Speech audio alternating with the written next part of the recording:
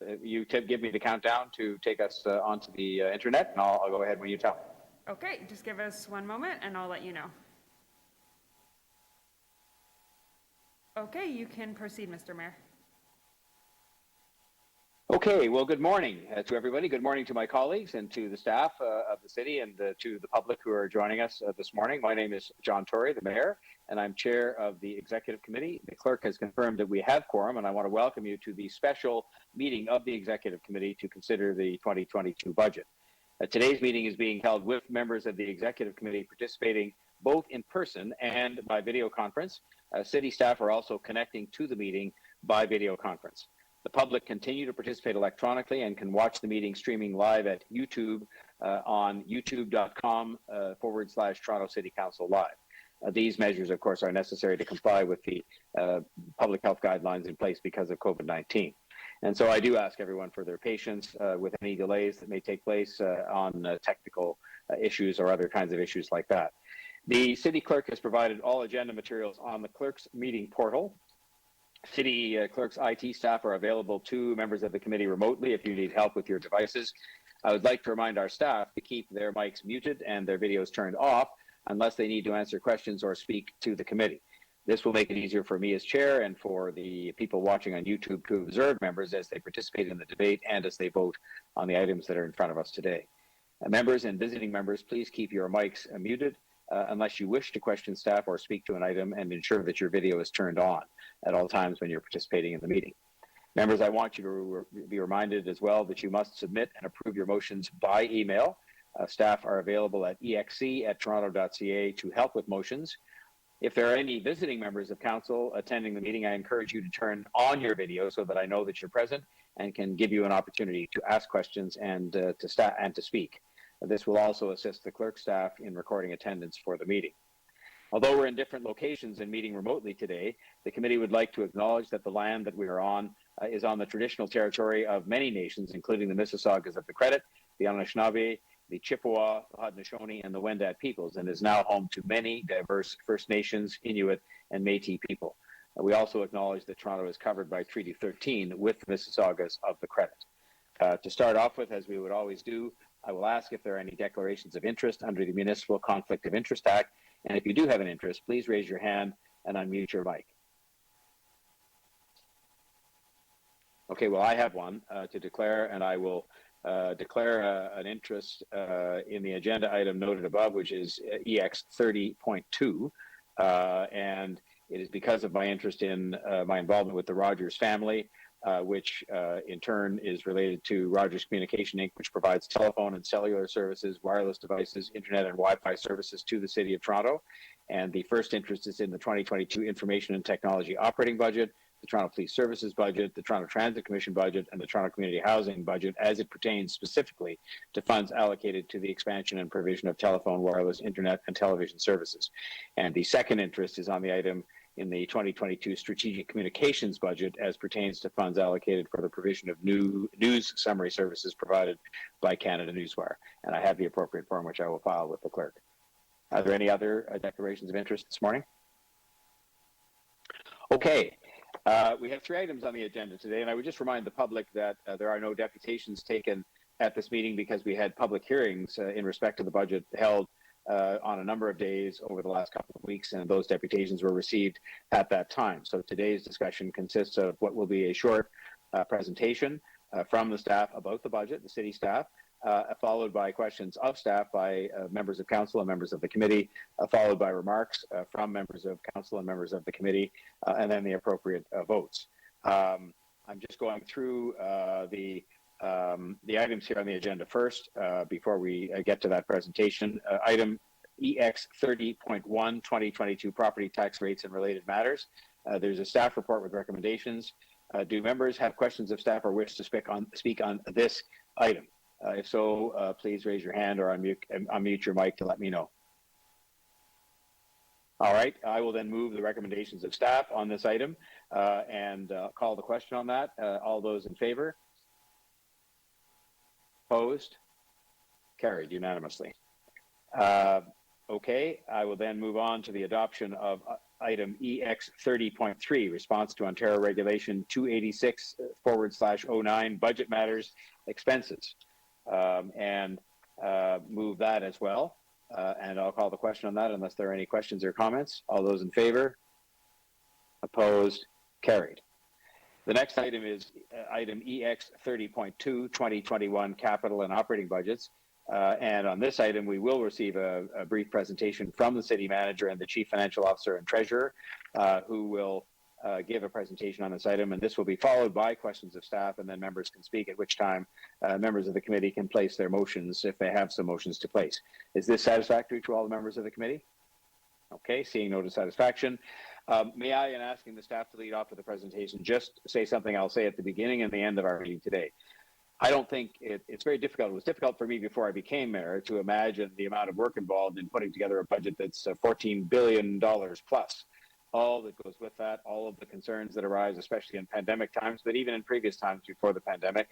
And I just want the people to know, the people that are watching out there from the public to know what a capable, dedicated staff we have, what capable, dedicated leadership we have in our city manager and our chief financial officer, and the incredibly capable leadership we've had of our budget committee and all the members of it, but led by Councillor Crawford, who I said to the media a short time ago has quite remarkably, through two terms of civic government, led every single budget during that time in a capable, careful, responsible, balanced manner. And so on that note, and I would say the same capabilities are brought to the task by our staff, I would ask the city manager and our chief financial officer to make a presentation prior to our asking questions of staff and making comments on the budget. So over to you, Chris and Heather.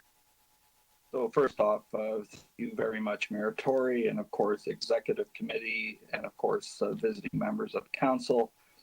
And as noted, important as well, Councillor Crawford as Budget Chief in the Budget Committee. I mean, we are at this point because of all of that effort.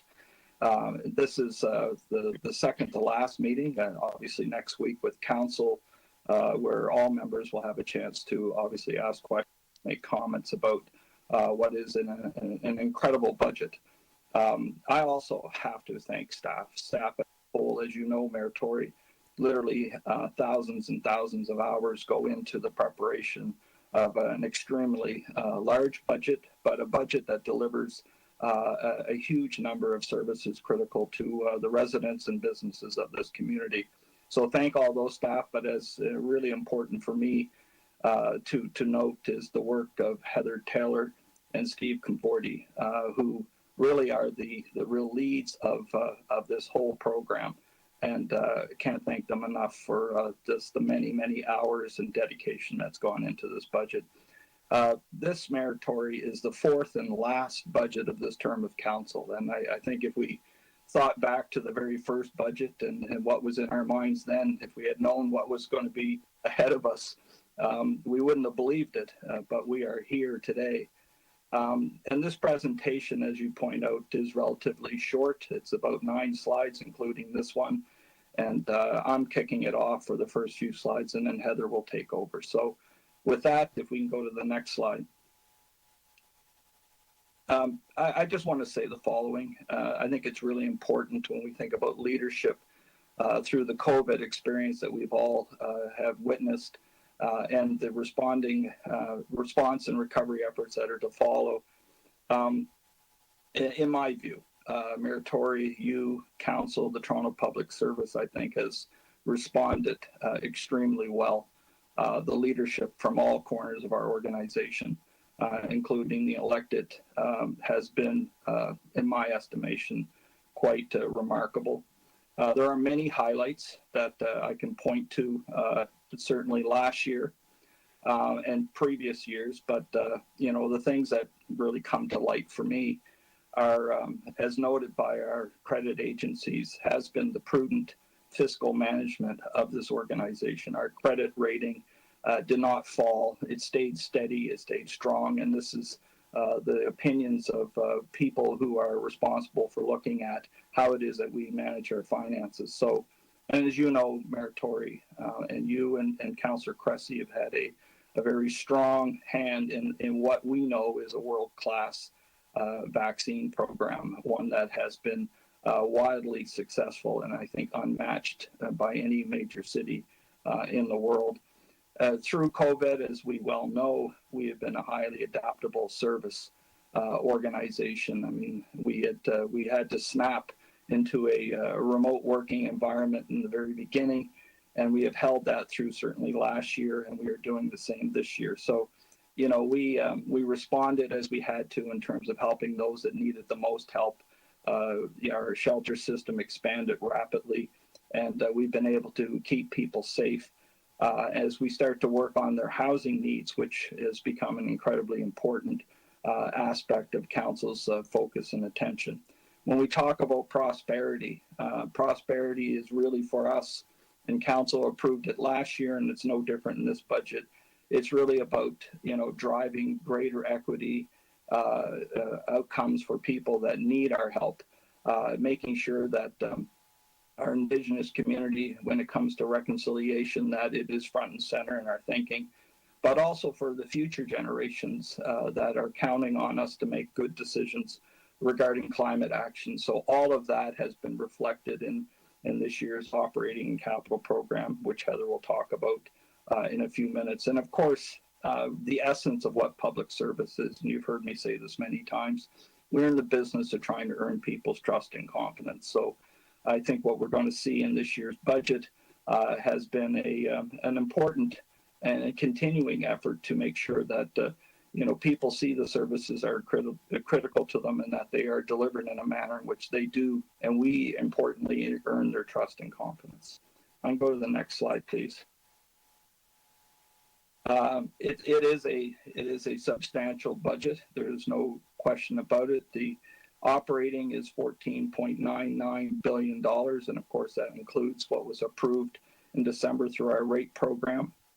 And as well, our 10-year capital is a total of $46,580,000, and again that includes $16 million related to our rate-supported budget. And before I hand this over to Heather, I think a theme that is so critically important, I think, to all of us is the challenge that's really in front of everyone, and that is addressing the $1.4 billion challenge that we have this year in the 2022 budget.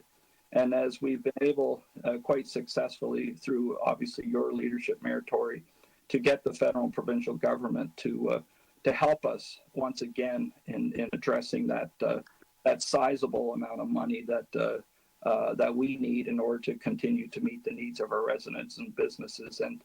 And so, you know, and I must say, and I think it's really important for people to be reminded that before we ever reach the 1.4 billion, we look at ourselves and ask the question, what is it that we're doing to help ourselves? And so, you know, we have mitigated from our budget about $583 million.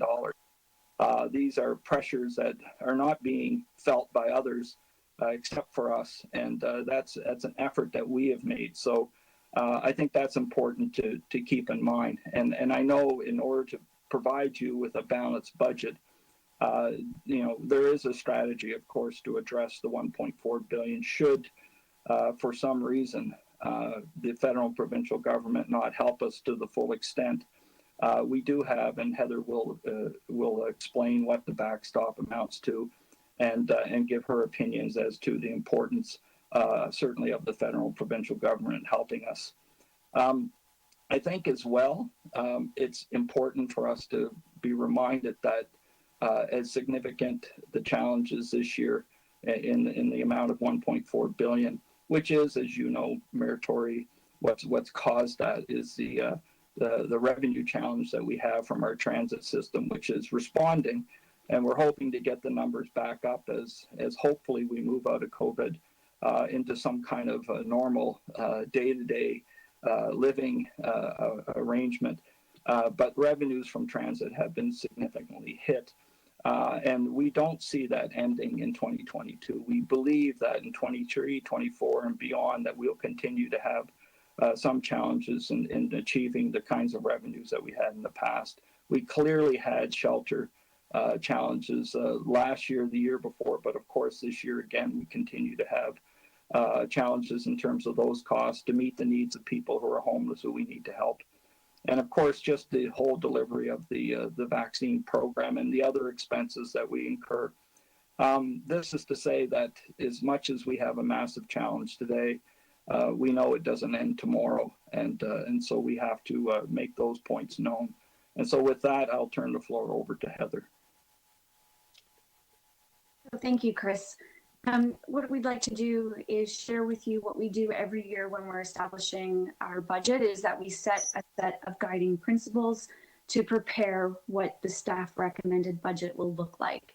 So in our operating budget, our first principle and priority is to manage COVID-19 impacts and to ensure the path for recovery is established.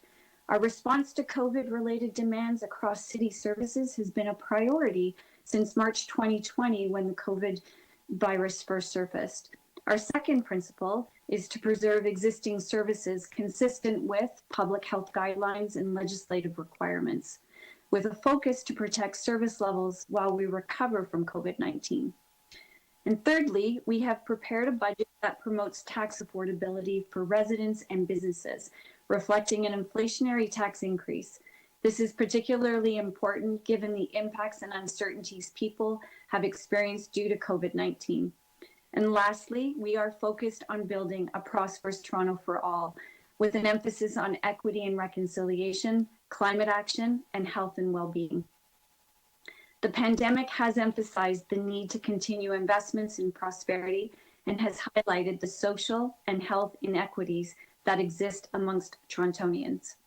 In addition, Toronto's climate action initiatives reflect the climate change emergency and our commitment to achieving the city's net zero goals.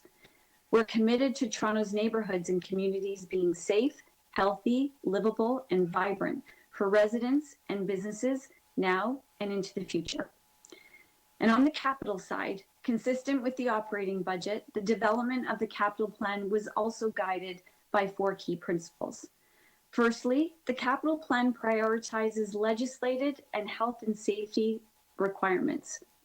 In addition, the council approved priorities include climate, transit, and housing. Secondly, we are leveraging funding from other orders of government for investments in key areas such as mobility and housing. Thirdly, in 2020, we committed to making our capital plan achievable. We recast our 10-year capital plan to reflect realistic assumptions, informed timelines, and our capacity to spend. And as a result, we're now seeing improved capital spend rates of approximately 80% compared to an overall spend rate of below 60% just 4 years ago. And finally, as of 2021, the city is legislatively required to have a capital asset management plan. And our 2022 10-year capital plan reflects the beginning stages of that work, but emphasizes the need to focus on the state of good repair of our infrastructure. Next slide. So going into 2022, as Chris mentioned, we were already facing inflationary and growth-related pressures of $583 million. With the added pressures of COVID-19, that opening budget pressure increased to $2 billion. While I'm proud of the significant mitigation efforts of the city, the COVID challenges are too great for us to address on our own. We need continued support from our federal and provincial partners. Ongoing funding support in response to COVID-19 is critical to ensure our services continue in 2022. We require $1.4 billion in funding supports from other orders of government. COVID-19 has had a significant operating impact on many of our services delivered by the city's divisions and agencies. We continue to feel the impacts of COVID-19 on transit services, where reduced ridership has resulted in significant revenue loss. But it's essential that we keep our buses and subways going to ensure people can get to work to support their livelihoods and support our economy. And we've implemented physical distancing measures in our shelters in adherence with the provincial public health guidelines.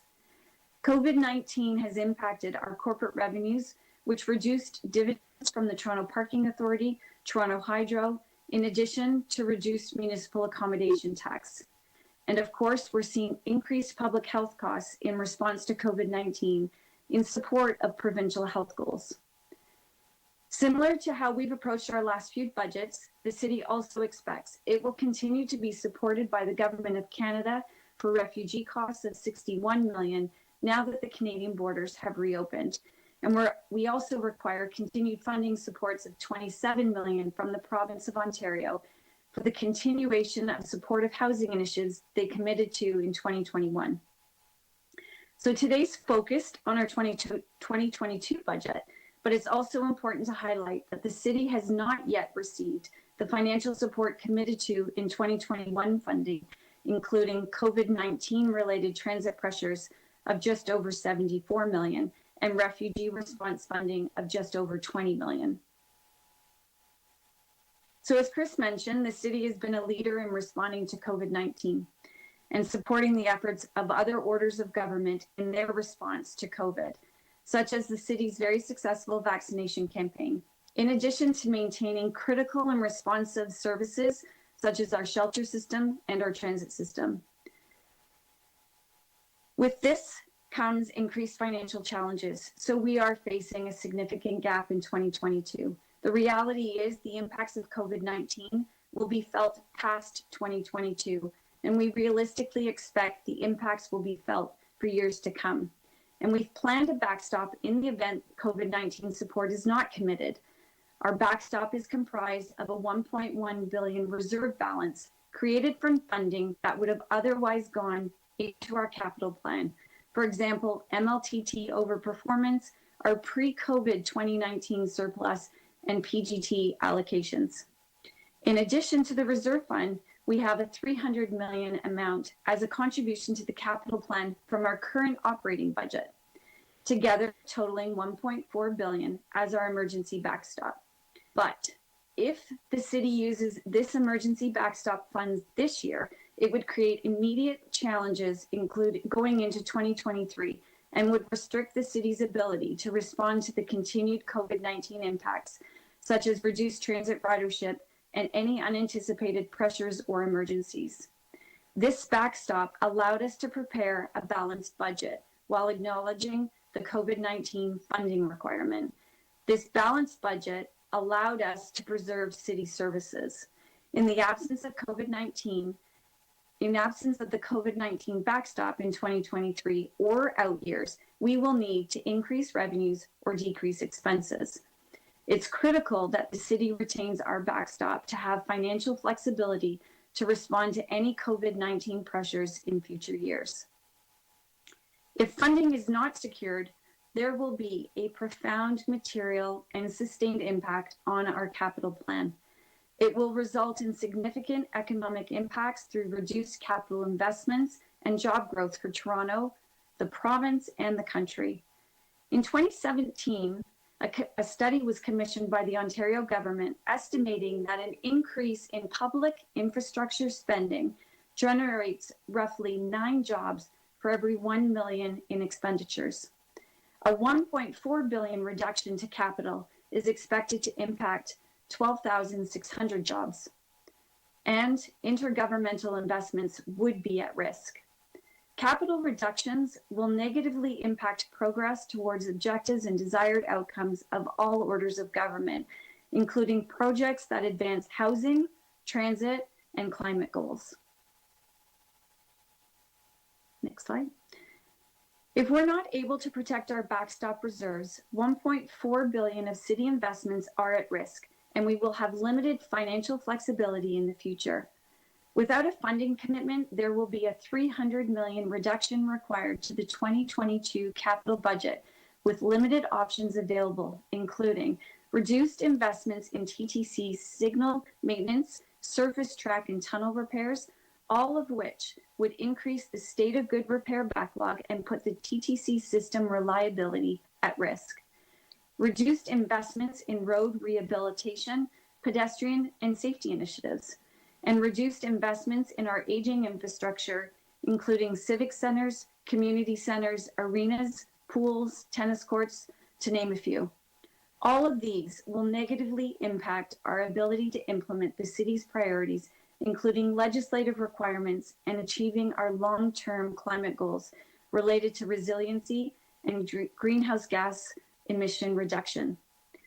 Without secured funding, the city will be limited to its ability to advance investments in current and future years.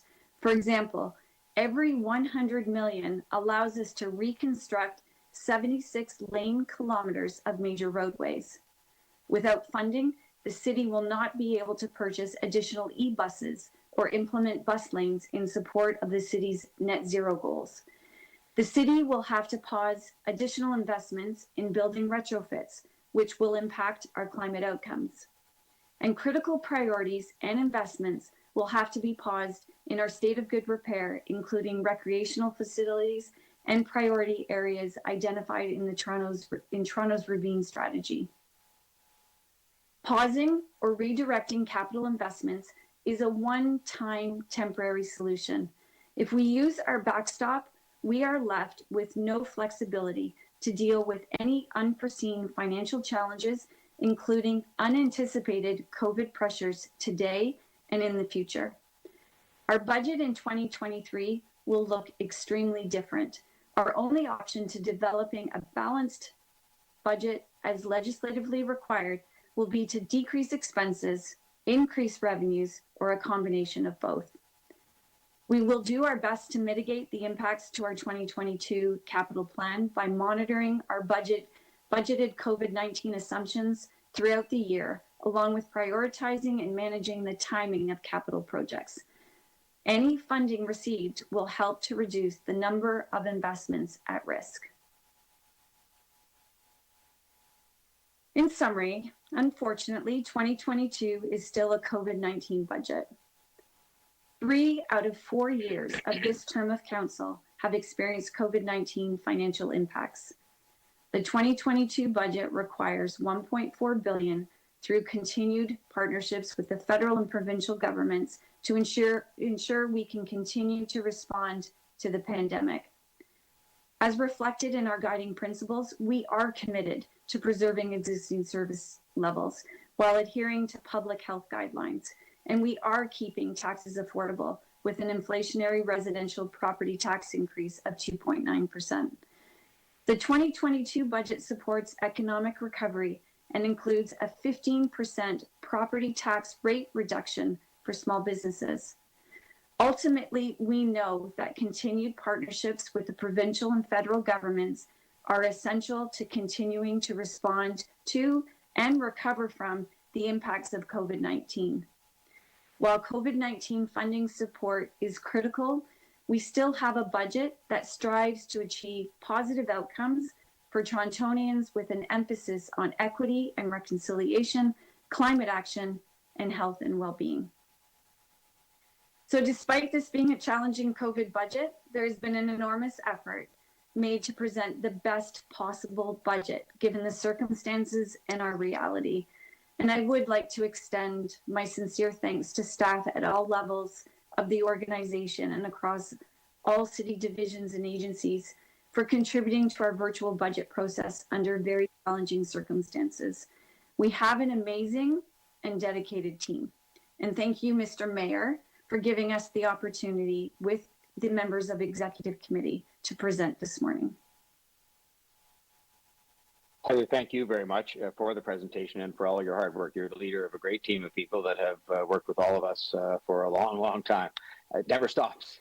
I guess when we finish this budget on the 17th, we will start the next one. And so that's just what happens in this business, but you're a very steady hand there, and we appreciate that, and your whole team is terrific.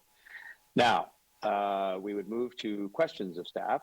And I just want to look before I see Deputy Mayor Thompson, and I've seen, there'll be others, I'm sure, but I just want to see, I don't see on my screen, but I have to really just scroll across here. I don't see any other members of council with us at the moment. So we can come back to them. Normally we would deal with them first. If I could, Mr. Mayor, it's Councillor. Oh, there I do have some questions. No, thank you. Perfect. I didn't. You weren't on my screen. I was scrolling across, and there you are, as if by magic. Councillor Layton, please go ahead, and welcome to the Executive Committee, and please proceed. Well, thank you very much, Mr. Mayor. I have a couple overarching questions about the budget process and how we arrive at the staff recommended budget. So the divisional leads submit their request through FPARs to finance, correct? No, that's not correct. We don't use FPARs. I'm sorry, so how are they submitted to finance? So there is a series of documents that are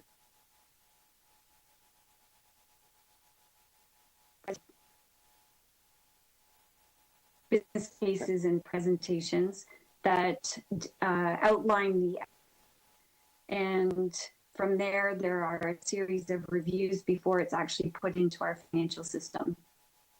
Okay, and these asks include what it would take in their minds and based on their expertise, what it would take to maintain the service levels that we currently exist, as well as the new and enhanced, correct?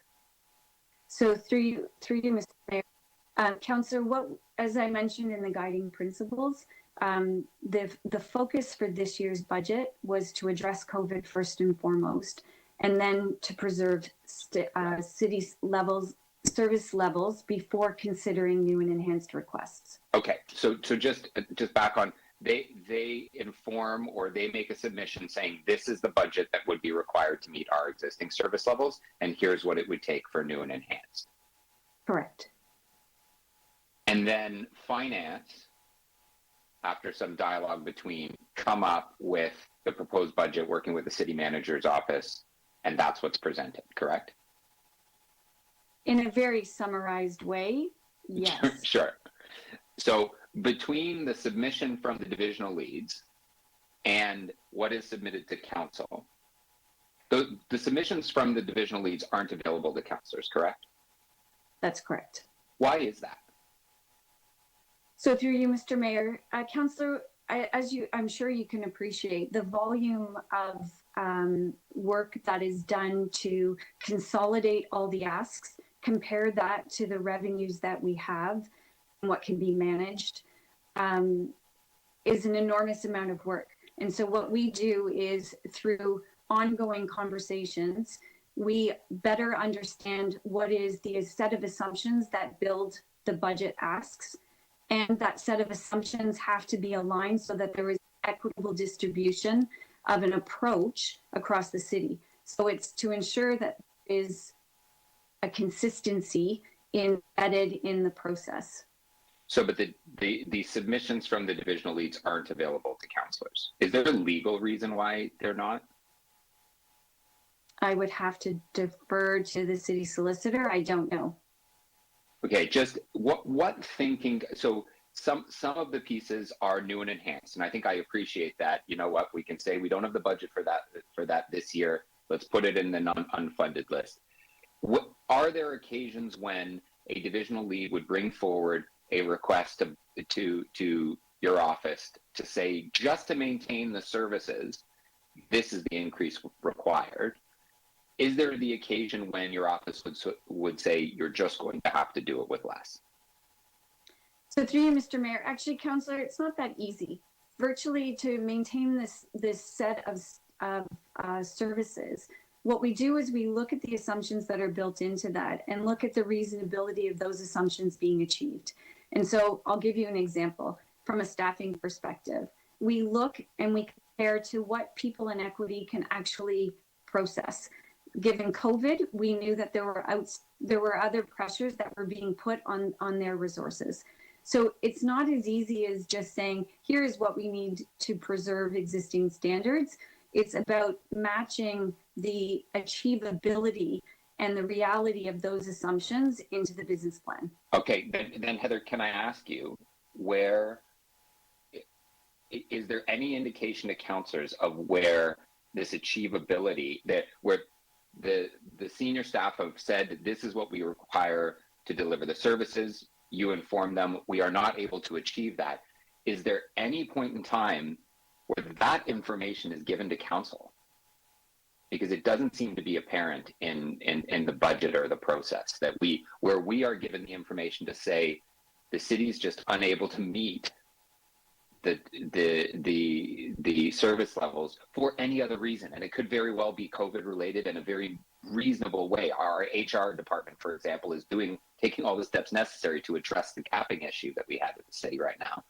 I'm just curious, is there anywhere and any way that you can point to say that budget we weren't able to fulfill for the following reason, that budget request we weren't able to fill for the following reason? Is that available? Thank you. So through you, Mr. Mayor, Councillor, again, I mean, it's oversimplifying the process that we go through, the assessments that are done, the level of detail that the analysts do with the program areas. Whether that detail could be made available, I'm happy to look at that, but I do hope you appreciate there are several iterations of what is originally submitted and to what we eventually land. And that's because we don't look at each program in isolation. We look at it as a program first, and then as a program as part of a bigger enterprise second. Thanks very much, Councillor Layton and Ms. Crawford. Ms. Taylor, rather, sorry about that. And now, is there any other, I don't see on my screen any other members of council other than executive committee members here, but if there's somebody, please speak up if you want to ask a question. I just don't see you. Okay, so that would take us to members of the committee who wish to ask questions. And Councillor Deputy Mayor Thompson had his hand up, so we can go to him first, and then we can, there's Councillor Crawford, I see. Councillor McKelvey. So there's our first three speakers. Deputy Mayor Pyle. Okay, I've got a note of those four. Councillor Deputy Mayor Thompson, you're first. Mr. Mayor, I wonder if you would permit me, and this is a question really to you. I do have questions of staff. I just wondering if I could just ask you the following. Obviously, there's a need for us to rely on the federal government and provincial government for assistance to support Toronto. I wonder if you can give us an update with respect to your ongoing discussion with both levels of government. And I'm hoping that this is not part of my question. It's just maybe I would like to, I have several questions of staff. I just wondering if you can give us an update because I think it helps to set the table. I'm in the committee's hands and the clerk's hands on that. I'm perfectly happy to give that short update and not have it be as part of your question period. If that's within the rules, I'm happy to just do that, and I'll be as brief as I can, and then others can ask questions of staff. So I'll just go ahead and do that. We started to raise this issue with the other governments probably as far back as last summer because we knew that the transit ridership was coming back up at that time, and it's gone down again since because of the Omicron wave. And we roughly knew the numbers, although they've sort of ebbed and flowed a little bit, and they stand where they stand today at about a total of $1.4 billion. I would say that there's been a recognition throughout, including discussions we had during the election campaign with the parties, plural of all the parties about this, that cities have extraordinary needs because we can't run a deficit, which I wholeheartedly support, because we have constraints on our ability to borrow and indeed to raise revenue. And so I would say the current status of those discussions, which have gone on continuously up to and including conversations, plural, that I've had with the Prime Minister, with the Minister of Finance, other ministers, including the Minister of Intergovernmental Affairs, Toronto MPs, Toronto ministers, and with the counterparts provincially, the Premier, the Provincial Minister of Finance, and others, is that the province has made a statement in their economic statement in the fall that they would be helpful to us, and we've had ongoing discussions with them. The federal government in those discussions has not yet made a commitment. They said something in their letter during the election that certainly would be hard to imagine that they would go back on what was a fairly firm commitment they made there to help cities in general terms, and we weren't just asking for help for ourselves. I've been advocating for Toronto and all cities. And to be honest, I think what's going on at the moment is the usual that went on last time. And I'm not surprised, I'm not even critical, that they sort of talk back and forth, or they sometimes talk through letters and through the media and through some of these federal provincial meetings about sort of the fact that, yes, we'll probably help, but we're going to sort of have a bit of a dialogue about who's going to do what. And so I think that's where we are. I think the province has been more committal at the moment than the federal government, but I sort of view it as a stage of discussions we've been through before where I think I'm optimistic, cautiously optimistic they're going to do something. I'm not aware of exactly what the amount of it's going to be, nor am I aware of how they will divide it up as between themselves. But I would just say the discussions have been constructive. I think there's been a greater recognition of the urgency as we've got closer and closer to budget day, February 17th, which I've always said was the day on which we would have to start making decisions to cut things if they didn't step up to help. And so that's where it sits. And I hope that these meetings, your questions, your comments, those of other councillors when we get to the city council will help us to get us the rest of the way there, in addition to all the efforts that I've been making together with our staff and with Councillor Crawford. So I hope that helps a bit. It does. Thank you very much, Mr. Mayor. I think it does help to set the table for, obviously, for what to come. Question through you, Mr. Mayor, to staff. So we will now just, sorry, Deputy Mayor, we'll just now start your clock on your That's questions. Correct. If the clerk could do that, we'll start your time. Thank you. Thank you. Wanted to ask questions of staff, Mr. Mayor, through you. In the event that the city doesn't receive adequate financial support from the other levels of government, what would the reduced capital funding impact be on our economy and our ability to recover post-pandemic? Thank you, Mr. Mayor. Deputy Mayor, it depends on how much of that 1.4 billion is not received. So we have an immediate capital contribution from our current operating budget of 300 million. So there is work underway right now. There is a briefing note that indicates how that money will be allocated across the city divisions and what type of projects will be impacted. So we have 300 million identified that will have an immediate impact.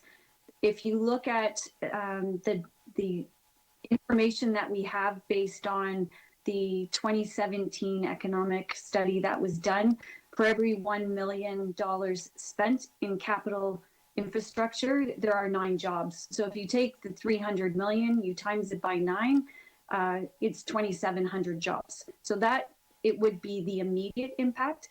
If we had to use our entire backstop, which as I mentioned was 1.4 billion, heaven forbid, but if we do have to use the 1.4 billion, it is 12,600 jobs. So again, doing the math of 1 million in investments in public infrastructure is equal to 9 jobs. Thank you for that. And what types of jobs are these? Are these union jobs, non-union type jobs? Can you tell us what type of jobs are we talking about? So I can't specifically say what type of job, but if you think about capital investments in infrastructure, you're not only talking about the actual construction, you're talking about the supply chain. Right. The supply chain, the companies that provide the materials for that work. So it would be a combination of types of jobs. And can you then help me to understand, in terms of your modeling and projection, how would this impact our competitiveness and our attractiveness with respect to investors' investment in the city? How does that impact us in terms of both the competitiveness and our ability to attract investment to our city? The concern that I've tried to flag is that if we actually have to dip into our reserve, our ability to respond to any emergencies going forward severely paralyzed. Not only do we know that there will be COVID impacts going forward, but the inability to respond to any uncertainties, that's the concern that we have. It's the fact that we know COVID will have impacts in 2023. And so to your very specific question about how will it impact our competitiveness, our 2023 budget will look very differently. Our 2023 budget will not have a COVID backstop, which means the only way to create a balanced budget is cutting services, increasing revenues. I think that will dramatically impact competitiveness. So by increasing revenue, you're talking about essentially increasing taxes. Is that correct? That is our main source of revenue. Right. But you didn't say that. I just want to make sure that we have an understanding that it's increasing taxes. How long did it take us to actually establish the reserves that you mentioned that we potentially would use to backstop should the federal government and provincial government not play their role in supporting Toronto through this very, very problematic times? How long did it take us to actually accumulate the $1.1 billion? So through you, Mr. Mayor, actually, Deputy Mayor, if you recall, COVID surfaced in March 2020. We had just passed a budget that did not anticipate COVID. We were very lucky and very fortunate that we had a 2019 surplus that we were able to put into a reserve. So in actual fact, the reserve started being built in 2020 when COVID first surfaced. Okay, thank you. Those are my questions, Mr. Mayor. Thank you. Thanks very much, Deputy Mayor Thompson. I believe next I had Councillor Crawford to ask questions of staff. Thank you, Mr. Mayor. And thank you, Heather, and then, of course, Chris and your entire team for the amazing work you've done. I think, again, being part of the process, you can't the amount of work that you folks have done to get this.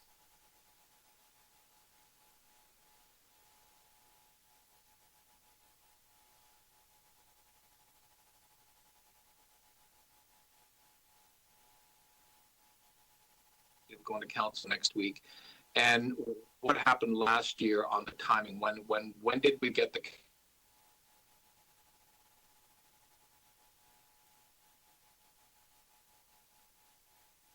Just, is it just me, colleagues, or are others of you having trouble hearing, Councillor Deputy No, Mayor? it's Councillor Ainsley. I can't hear him either. Okay, Councillor Crawford, I'm sorry, you were going in and out from the beginning of your remarks, and so I wonder Now he's whether gone. we. Now you're gone, but are you there Can you still? Can you hear me Councillor now? Crawford? Yes, we can. And so maybe you just have to leave the camera off for the moment. I think it seems to be much clearer now that the camera's off. Yeah, Yes, why don't you try that? Okay, I apologize. We'll start the clock over again if we could, Okay. Julie. Thank you. Anyway, I apologize. My questions to you, to the CFO, are really on that, or the city manager, on the timing of the support that we got from the other levels of government. Recognizing last year was a true COVID budget. Can you talk about, like, when did we get the commitment last year compared to this year, and the timing of when you're going to have to really seriously look at the kind of cuts we're going to be getting? Is February 17th, the kind of the decision that council is, or what happens, I guess, really at February 17th, we go through council, we don't have necessarily commitments or cash in hand. What process happens after that when you're looking at, the procurements on capital, the kind of individual programs or areas, of what's going to happen? So you can just talk about the timing and how critical it is that we get support from the other levels of government as quickly as possible. For you, Mr. Mayor. Councillor, in actual fact, work is already underway. We have been signaling to other orders of government that February 17th is the date our budget is approved, and that is the date that we actually did need a commitment. In a normal pre-COVID year, the date the budget is approved, staff have the authority to initiate their procurements and initiate their capital plan work. Given the fact that we will not have that commitment, if we don't have that commitment, what happens is that procurement is paused, the planning is paused. And so what we're in the process of doing right now, as I mentioned, there's a briefing note that identifies how that is going to be across city divisions. But in addition to that, we're also actively looking at the timelines for all the projects to determine how far out in the year can we push projects before we actually have to cancel. And as you can appreciate, there are projects that are subject to summer construction work, that there is a summer construction season that has to be contemplated. So there's a series of lenses that are being used right now to prioritize the capital work that potentially may be paused or canceled. And that lens is going to include legislatively required work, health and safety work, contractual work that we might already have contracts. So there is a significant amount of work being done to assess the timelines, but truthfully, everything is impacted if we do not have a commitment as of February 17th. Okay, just to be clear then, as you just mentioned, February 17th is kind of that, the point of no return, I guess, that after that we're cutting pretty drastically. I just want to make sure that we recognize that is the kind of point that we have to really get a sense of what's happening from the other levels of government. That's correct. Okay. Thank you, Mr. Mayor. Those are my questions. So, Councillor Crawford. Next, I had Councillor McKelvey for questions of staff. Thank you, Mr. Mayor. So my first questions are for the CFO, Heather Taylor.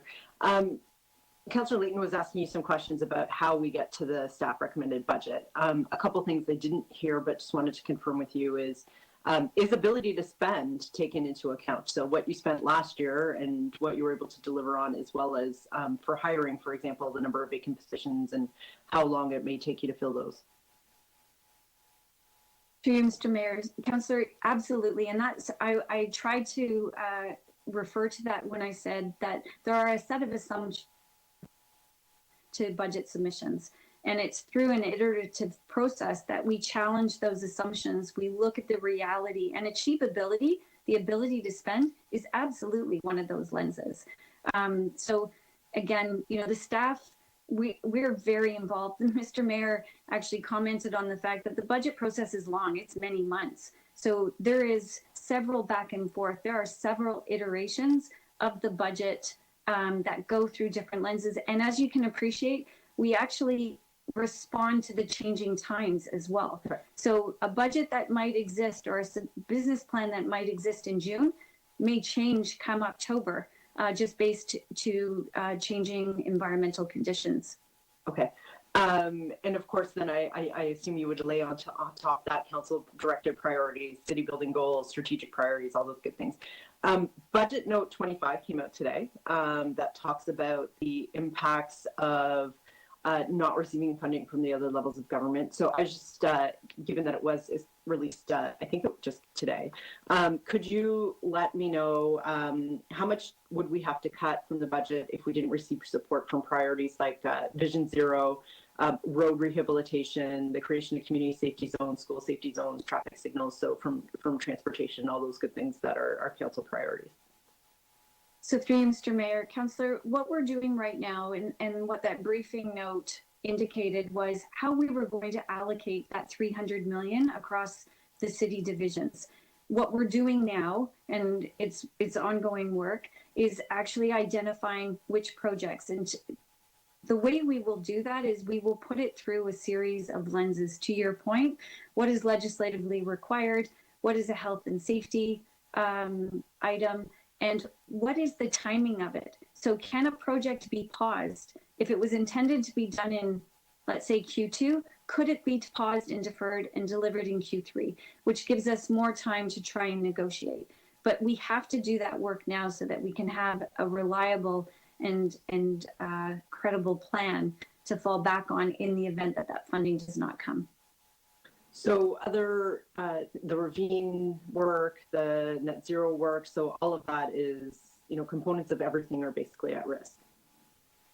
So through you, Mr. Mayor, the way the capital plan is built is there's several funding sources. And so the projects that are funded through debt and CFCs are the ones that are at risk. If they're funded through DCs or they're funded through other funding sources, they're not as at risk. So to some of those projects that you just mentioned, if they are debt funded, yes, they will absolutely be looked at and evaluated as one of the opportunities. Okay, great. If he's here, I have some questions for Carlton, Director Amala.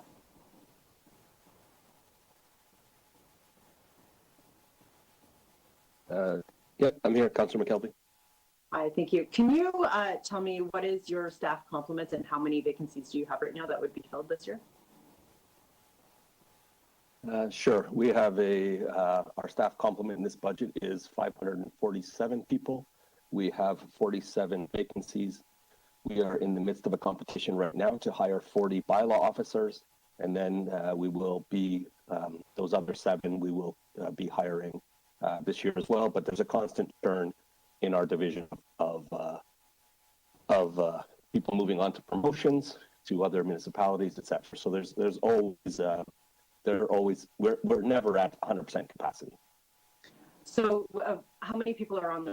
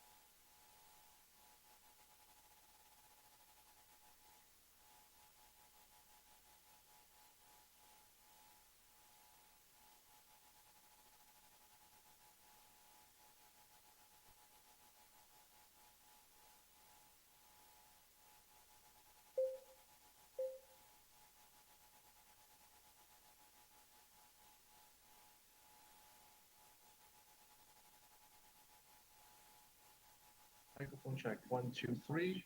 1, 2, 3. 1, 2, 3. Committee room 1, 1, 2, 3.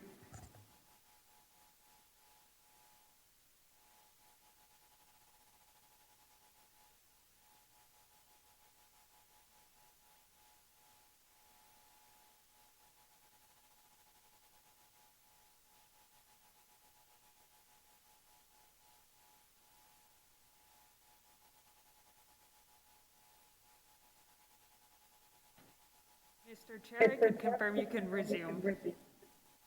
Thank you very much, Julie, Madam Clerk. So let's go back then and start over again, because I think there were problems almost from the beginning of Councillor McKelvey's exchange with Mr. Grant. And so we'll just start the clock at the 5 minutes, Councillor McKelvey, and you can proceed with your questions. Thank you, Mayor Tory. And sorry, maybe Carlton, just in case you didn't catch it, what is your staff complement and how many vacancies do you have right now? The staff complement in this budget is 547, and we have 47 vacancies. Okay, and then you mentioned that you have 6 positions in rooming houses, 4 of those are filled, so you're looking to hire 2. So my question is, what MLS staff looks at illegal ones? And while I appreciate we don't want to be throwing people, out of homes, but we did have, for example, a fire in a illegal rooming house in our community. There were 16 people now without a home. So who investigates those illegal ones? And is that included in that the role of those six bylaw officers? So through the mayor, those 6 bylaw officers are responsible for inspecting licensed rooming houses annually, and they respond to complaints about licensed rooming houses and illegal rooming houses. Okay. And so that would include, for example, property standards. Somebody sends me a picture of 10 cars on a lawn and a suspected illegal rooming house. So those officers would go and look at that, along with also I get sent an ad in the paper for 7 rooms being rented out of a house. Would those officers respond to that so we could try to proactively not get in these situations? Yes, they would. That's okay. Great. Thank you. Thank you, Councillor McKelvey. I have next Deputy Mayor Bylaw. Staff. Thank you, Mayor. I want to follow up on that question from Councillor Crawford about timing. Can you hear me okay, Mayor? It seems like there's a big echo. Okay, you're on mute. See, we can hear you, and I think somebody had the mic turned on, and so now we're off, and I think we're all set. Great. Please go ahead. So in terms of timing, I've been hearing a lot, even in our projects, that we're going to market, and the longer we wait to go to market, there's huge cost escalations. Are you seeing that as well, Heather? Through you, Mr. Mayor. Deputy Mayor, I'm not seeing that. Staff have alluded to that being a concern. But clarify that some projects are not funded through debt or CFCs, and so those projects can continue. The ones that are funded through DCs or Section 37, Section 42, et cetera, can still continue. But I think that all the ones that are, all the other ones are also capital projects. A lot of them construction related, roads, Vision Zero, all these that we're hearing that there's cost escalation. So the more we delay, even by a few months, it's not only in jeopardy what we have, but these projects might be costing us more if we put a procurement now in February versus in October. You know? Through you, Mr. Mayor, Deputy Mayor, I understand from the capital teams that's absolutely a real risk. Okay. I also noticed on the briefing note that you sent us, and in your presentation you alluded to that, some of the things that might get delayed is, e-buses, all these things that go towards our Transform TO, but not only our Transform TO, I mean, doesn't the federal government all have a climate change goals and plans? Through you, Mr. Mayor, Deputy Mayor, yes, and one of the points that I did point out is that other levels of government's commitments and outcomes are also at risk. So when we leverage other orders of government's financing, if we have to dip into that 1.1 billion, there is a very significant risk to those projects even occurring. I want to have a few very specific questions. One of them with regards to the Mura program that was just approved at the end of last year. How much money is there in the budget for this year to be used? Through you, Mr. Mayor, there was 10 million set aside specifically for 2022. Okay, is there any money that was from last year or no? There was an amount that was carried forward from last year, and it was put into the 2022 budget. So what's the total amount that will be used in 2022? The total amount that is budgeted to be spent in 2022 is 10 million. Okay. So, Heather, one of the things is we're going out with a call for nonprofits, because this is to, when properties come on board. Would you be supportive of us taking the approach of having a reserve account so that we can actually not only have this money allocated, but if it's not spent in 1 year because, the nonprofits don't find the properties that are good, they can spend it the following year, but also that we can add different sources of revenue, for example, money from our federal partners that hopefully they'll join us on this, or like we have approved through this budget the sale of another property that we want to have some funds going to this. Do you think that's prudent? Through you, Mr. Mayor, Deputy Mayor, I support having a dedicated reserve, yes. Okay, thank you.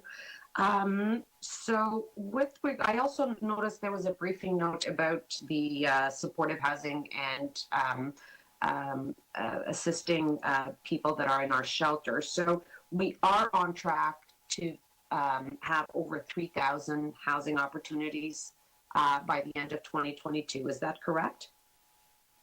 Through you, Mr. Mayor, Deputy Mayor, I'm going to ask Abby to comment on your questions. Thank you, Heather. And through the mayor, yes, that's correct. That's what we're targeting by the end of this year. That would be the completion of our 24-month plan. But you also talk about additional 300 opportunities. Is that on top of the 3,000? Through the mayor, I think, as I understand it, there is 100 of those units that we're trying to find through TCHC. And so we're accelerating those proposing to accelerate those within the kind of next 12-week kind of time frame.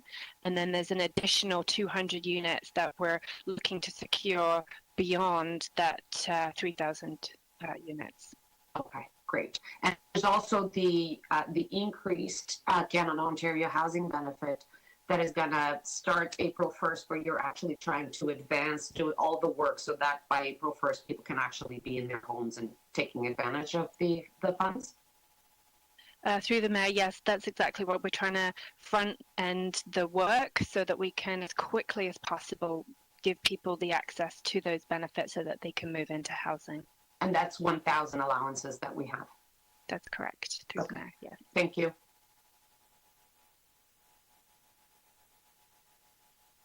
Back to my sheet here. We have next Councillor Pasternak to ask questions of staff, followed by Councillor Ainsley. Great. Thank you very much, Mr. Mayor, through you to staff. Accessibilities for Ontarians with Disabilities Act. My notes indicate the deadlines for that are 2025. Based on what's before us, will we be able to meet those obligations?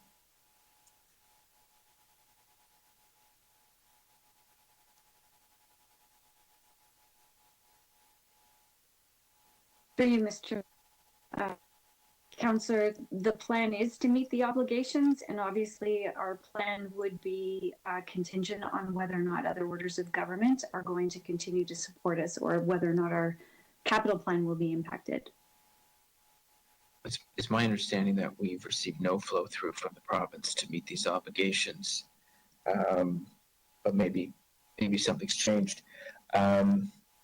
In fact, there's no funding envelope for that item. Is that correct? There's been no flow through specifically for that legislation.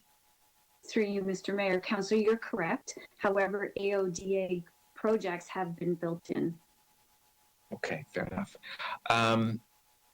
Has anyone floated the idea? I don't like the idea of an extension, but to do it right, has someone floated the idea of an extension?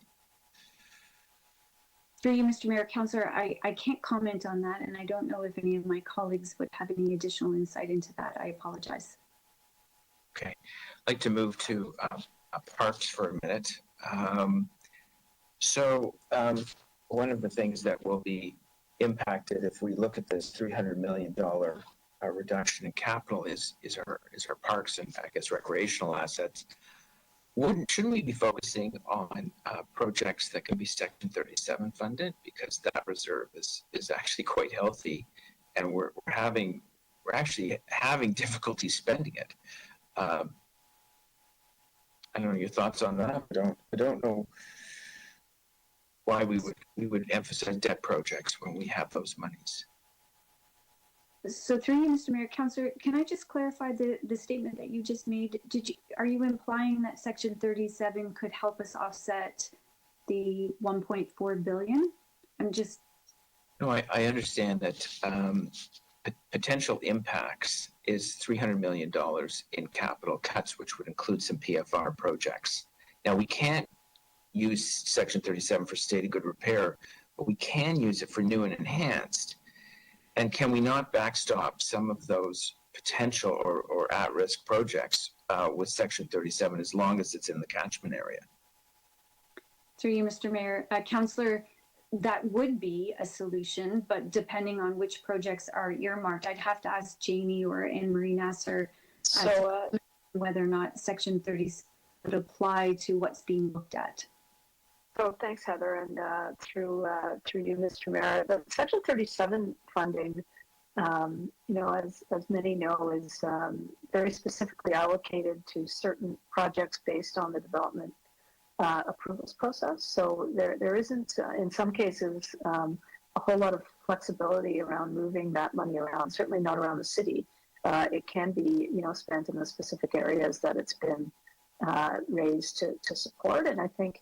As Heather has indicated in this budget, we have not put forward any reductions to any of the Section 37 spending that we had planned, because it's very specifically funded through those monies that have already been collected with those specific purposes. I think on the state of good repair side of it, in the PF&R budget, we have two or several pots of money. Many of them are reserve funding, as Heather has indicated, whether it's development charges, Section 37, and other growth funding tools. The debt-funded portion of the budget is very specifically towards state of good repair, very specifically because many of those funding sources don't support, as you had outlined, Councillor, state of good repair as a project base for where those funds are directed. I'm hoping that's helpful. And just based on that, how much is at risk if we don't get help from the other levels of government? What is in the budget for new? I guess parks, playgrounds, splash pads. So if in this through you, Mr. Mayor, in this as the briefing note 26 indicates in the breakdown of the potential $300 million that Heather has been going over. The PF&R portion of that potentially would be approximately $27.7 million. Okay, so very quickly to the city manager. Thank you, Janie. Very quickly to city manager. TTC, if my numbers are correct here, is 1/3 of the problem. A little over. I've got so many numbers here. I'm 561 million is what I'm looking at for TTC here as in the red. The only way to fix that with 85% coming through the fare box is to get people back on the TTC. I think the private sector is looking to see what the city's doing. The city is on hold on bringing our public service back to our towers and our buildings. What is the plan? Because that in essence is a TTC bailout. If we can get people back on transit, what is your plan to get people back on transit and to kind of save our finances? Sure. So thank you for the question.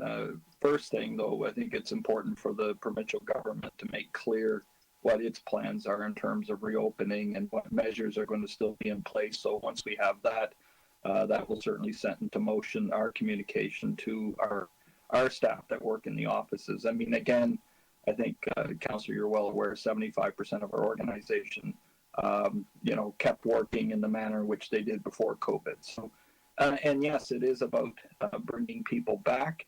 I expect to see counters open fairly soon here. I expect, and we'll announce that, I believe, early next week. And then as well, those people that are able to come back into the office, I don't think we're going to discourage anyone from finding their way to a cubicle or an office in our buildings. And then in terms of those that are that work in the office and are now working from home, it is about doing this, I think, in a very respectful way. I mean, some of them, we'll give them certainly adequate notice, but I think it's going to be important that, arrangements that they need to make, that we certainly give them time and respect those arrangements that have to happen. But it's not lost on me at all. It's not lost on SLT, the importance of getting people back. And I'll just say this, I think as the restrictions are lifted, as spring is near, as I think people are probably tired of working out of their basements or wherever they're working, I think people will want to come back. That will certainly help with the revenues that you point out that we're struggling with TTC. So we will have some very specific communication around this in the coming days. But I think first is to be very clear in our mind as to what the province is doing with respect to reopening the city and dealing with those measures that have been in place for some time that affect capacity of our buildings, etc. Thanks, Councillor Pasternak. Thank you very much. Thank you very much, Chris Murray. That would bring us next to Councillor Ainsley, questions of staff. Thank you, Mayor Tory. Through the mayor, I think to Heather Taylor. Heather, I'm trying to understand, or I guess I'm trying to find, and I know with a $14 billion budget, there's a lot of briefing notes and material that we have to read and staff have to prepare. But I'm trying to figure out, I sit on a number of different agencies, boards, and commissions, and I'm trying to understand if staff in a particular division or agency bring forward something that's considered new and enhanced, and it doesn't make it through the first cut or first review by budget staff, so they don't get included in the staff recommended operating or capital budget as gets finalized. But they also, my understanding is they're also nowhere in the budget notes. Is that correct? There is through Mr. Mayor, Councillor, there is a section in the budget notes, and I'll ask Steve Conforti to highlight where you can find it. But there is information shared about what was contemplated at a high level. So if it's considered new and enhanced, that's created by staff in a particular agency, board, commission, division, and doesn't make the first cut, and it's considered staff initiated, then it is reflected somewhere in the budget notes? For you, Mr. Mayor, I'll ask Steve Conforti just to explain. Thanks. Through you, Mr. Mayor. There's a section in the back of the budget notes. It's Appendix 12 or so, where essentially it identifies the board-approved budget and it compares it to the staff-recommended budget. Within that section, it details any differences that we might have in the operating or capital budget, be it any recommendations related to new and enhanced, or even on the capital side, at times we have adjustments to carry forward estimates. So that is detailed in that section of the budget notes. So that would include, Stephen, so that does include it, and like anything that doesn't make it through the first blush of the budget process, that something's brought forward by staff. Like I'll use, library board, for example. If they bring forward a program that's considered new and enhanced by budget staff, but it's not recommended in the staff recommended budget, and it's not, so they would be in that appendix? Everything's in that appendix? Through the mayor, if it's if it's submitted to city finance through board approval, it will make its way into that appendix. If it's staff initiated and it's not approved by the board, that wouldn't be part of the formal submission and we wouldn't have that captured. But provided the board approved it, it would be reflected in that section. Okay. And is that the same, Stephen, for, transportation services staff? So it's, it doesn't go to a board or it doesn't go to a standing committee, it goes right through budget. So if they have new and enhanced projects as well that don't make it through that first step of the review by your budget staff, so they don't get into the staff recommended budget, are they also referenced there in the budget notes? So through you, Mr. Mayor, there's a section in our budget notes for city divisions. If there is a direction for an item to be considered as part of the budget process, and it is not included in the budget, there's a section which speaks to the disposition of that item. So it will note any consideration that happened and if it is not included in the staff recommended budget. But that's specific to where there may have been any council direction to consider or implement an item as part of the budget process. And that's available. Okay, so that's council directed, but if staff bring it forward on their own as something that's new and enhanced in a particular division, and it gets rejected before the staff recommended operating budget, is it reflected in the budget notes? So through the mayor, so consistent to the process that Heather was describing earlier, there is an iterative process that we take through the budget materials. We will receive initial requests, submissions. There's various reviews that happen. There's at times items that are added later in the process based on emerging priorities, and then ultimately decisions are made across the entire city amongst SLT in terms of what the ultimate staff recommended budget is, and any changes that may have happened from the initial stages until where we land on the staff recommended budget are not necessarily reflected in the final materials unless we're responding to a specific council direction. So if it's staff recommended or staff brought forward, I'm not going to, and they're rejected, they're not found in the budget notes anywhere. Through the mayor, we wouldn't provide all of the different changes or adjustments that might happen through the budget process. And as I'm sure you can imagine, there's a myriad of changes, even just the implementation, even just with the onset of Omicron, there's quite a bit of changes that happen throughout the budget process that either increases or decreases what we would have seen as part of the initial submissions. Okay, all right. Thank you, Mayor Tory. I think I'm at the end of my time limit. I'll take it offline with staff. Okay, thanks very much, Mr. Mayor. I know I asked my questions, but I think I asked the question about how much money was in the mirror. There might be some updated information.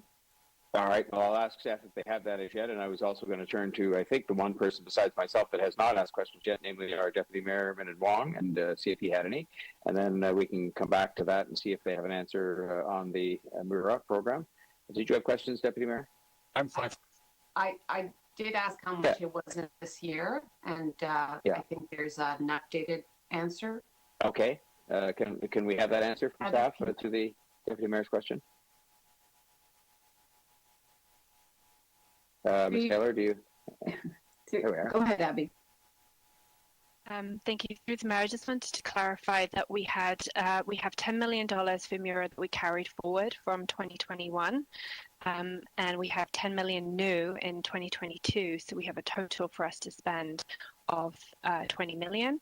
And actually, while I have the chance, Deputy Mayor, I'd also like to clarify, but the TCHC units that we're accelerating are also new units. So it's actually a total of 300 new units on top of that 3,000 number.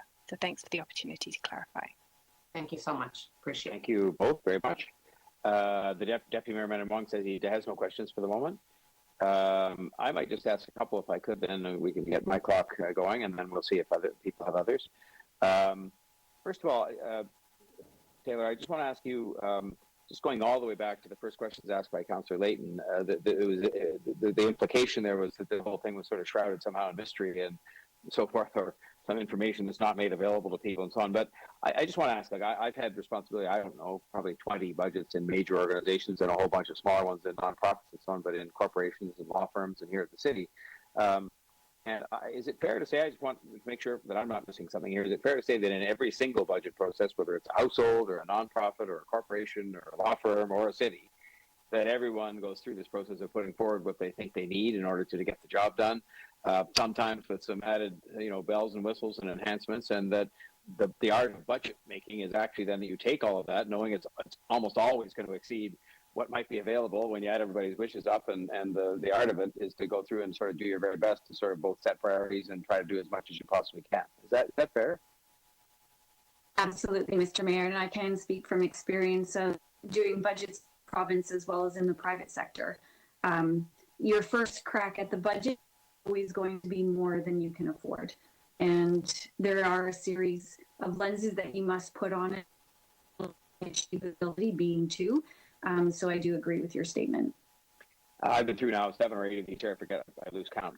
But having said that, is it also fair to say that in every one of those years, and in fact, I think we actually give, do we not, as part of the budget commentary next week at City Council, if it's required, or certainly in the materials, a bit of a look ahead at the next year, and that every single one of those years we've started, when you add all that stuff up that people put in, you end up with a tremendous shortfall because everybody's put in everything they could possibly need. And that, I'm not being critical of that, I'm just saying that's what they do. And we start each year as part of the process of trying to figure out what we can do with a huge shortfall, and that you then have to make the decisions you made reference to earlier, which is to either increase the revenues in some way or to decrease and set priorities within those desired expenditures to come to a balanced budget. The outlook that we provide is based on new and enhancements that we have introduced and the annualized cost of those new and enhancements and commitments that have been made. So it's not necessarily everyone's wish list, but it is what we know and what we do in the current fiscal year. And what does that look like from an inflationary perspective? So we do anticipate and project what those pressures are going to look like in the out years. Okay. Coming back as well to something now that you were questioned on a few minutes ago, and I forget by which councillor, which of our colleagues, but on the subject of the timing of some of the actions we might have to undertake if the government support is not forthcoming, I think there would be people who might be led to believe that we've said February the 17th is the deadline because that's our budget day, and therefore we want to be able to get up that day and say it's all resolved. But I think it's much more than that in the context of the whole process of letting contracts and so on. And I wonder if you just might go through, the realities of the calendar in terms of decisions we have to take to either, put something out for bid and or award a contract, and that if you're not going to award it because you don't have the money, it affects that timetable. Could you just run over that timetable as to why next week is kind of the time frame within which this becomes crucially important? So, Mr. Mayor, the piece that I referred to is the plan exercise. So as we plan the calendar of capital projects, it involves a significant amount of procurement work. That procurement work, we have to ensure that when we do go out to the market, we're going out with good faith, that we're actually going out to the market, having companies, contractors respond to bids that we actually have an intention to award. So we cannot go out to the market until we actually know that that intention is real. And so the concern is that where we have projects that have a summer season, we would have to do that early. So those are the projects that are immediately at risk. The ones, and I mentioned that we're looking at timing. So if we have Q3 as a potential deferred date, there's still planning that's needed up front. It's just that the is going to be the delay in going out to the market and having companies and contractors respond. And to a couple of councillors' questions, that does potentially expose us to higher costs because we're going out at a later time in the year, perhaps when demand is higher, or perhaps when the volume of work is higher and there isn't enough capacity in the marketplace. So the capital plan is built on smoothing out how much work the market can actually absorb and respond to. That's reflected in the prices that we put in our capital plan. So by not having a commitment by the time that our budget is approved, that gives staff the authority to go out, does disrupt that plan and the assumptions that are built in from a timing perspective. Thank you very much. My time is done. Now, I want to ask one more time. I don't think there's anybody except Deputy Mayor Brennan Wong, and he has not got any questions for the moment. And so we could move to speeches. If there's anybody just burning to ask another question, I would just, obviously, given that we don't have any deputations and so on, but otherwise we can move to the speakers list. Councillor Ainsley, did you have, okay, and Councillor Crawford, is this to speak? Just I had a quick clarification question, Mayor Tory, to Stephen Conforti. He said that there was an appendix where there was information that I could find, but he didn't say where that appendix was. I don't know if Stephen's still on the line. Yes, right here. Through the mayor, it's the budget analyst notes. So within the budget analyst notes within the appendix, so if it's an analyst note or a budget note for one of our boards or agencies, I believe it's the last appendices that provides details on the differences between the board's approved budget and the staff recommended budget. And is there an appendices, Stephen, for divisions? So the appendices for divisions exists in budget notes as well. It will only be in the budget note if there was a specific direction to that division to consider an item as part of the budget process. So if there is no item that was referred to the budget process, or there is no item referred to the budget process that had not been included in the budget, that appendix would not apply, and it would simply have an NA next to it. Okay, and then so my last question, Stephen, hypothetically, if staff brings something forward at the beginning of the process that's not directed by council and it gets rejected by budget analyst staff going forward, and then hypothetically 6 months later, we get a great idea at city council to say, hey, let's do X, and we pass it, there's no record anywhere that, staff at some point said, hey, 6 months ago we said let's do X, but it was rejected by budget staff. Do you understand what I'm saying? Yeah, I believe so. So as it relates to the budget itself, I think one important point of clarification, there's not new and enhanced items that are going to be rejected by budget staff. Budget staff review the submissions. They review the viability of the different initiatives that may be coming forward. They'll look at timing requirements. They'll look at capacity to be able to advance and proceed. We'll be looking at the entire budget as a whole and affordability. And that information is then made available not just through the finance group itself, but discussions that happen across all of SLT in the city. If there is a decision to pause or to move forward on other initiatives, that item, or even a change in the timing, we would ultimately bring forward and reflect the ultimate staff recommended budget without having the detailed iterations of how any one initiative may have been developed or landed on within the staff recommended budget. Okay, all right. Thank you, Stephen. Thank you, Mayor Tory. I appreciate your indulgence. Thank you, Councillor.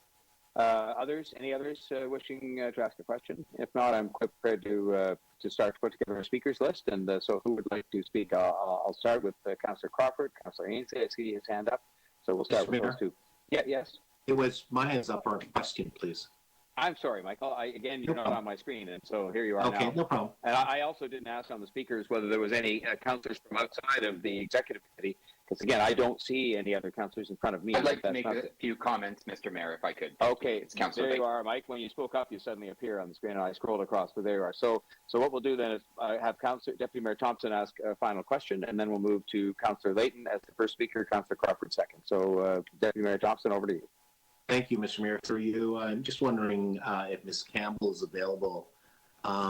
This question would be directed, I guess, towards her, and I guess just somewhat Ms. Taylor. The question is the reference with respect to this budget around keeping people in the city safe.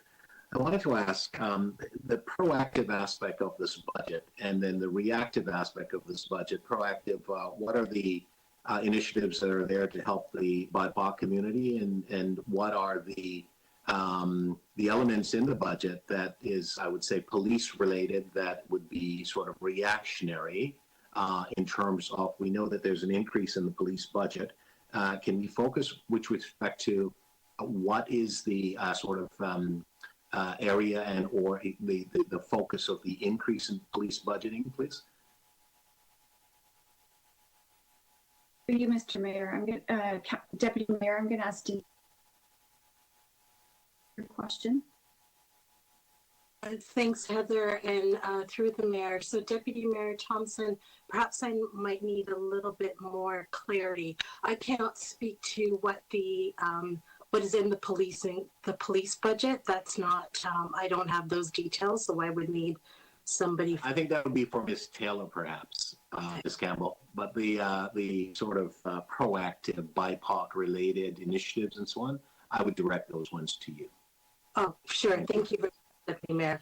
So I would certainly say, maybe beyond BIPOC for just 1 second, I would say that there's over $12 million of investments in the proposed staff recommended operating budget to advance community safety initiatives.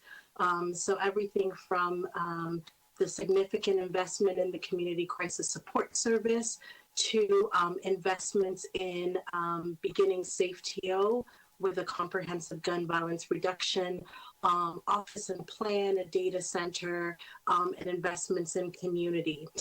Additionally, and a lot of that work is taking very much centering around BIPOC communities and low-income communities, given the challenges that those communities face.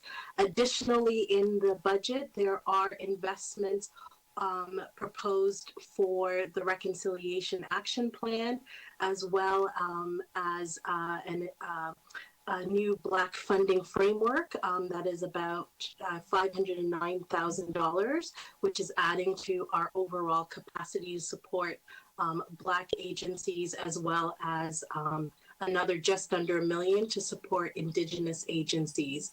There are also a number of other investments related to Indigenous and Black communities, more specifically, to align with a number of action plans that Council have approved across a number of divisions. Thank you for that. Ms. Taylor, the policing increase? Through you, Mr. Mayor. Deputy Mayor, I'm going to ask Tony from Toronto Police Service to respond to your question. Thank you.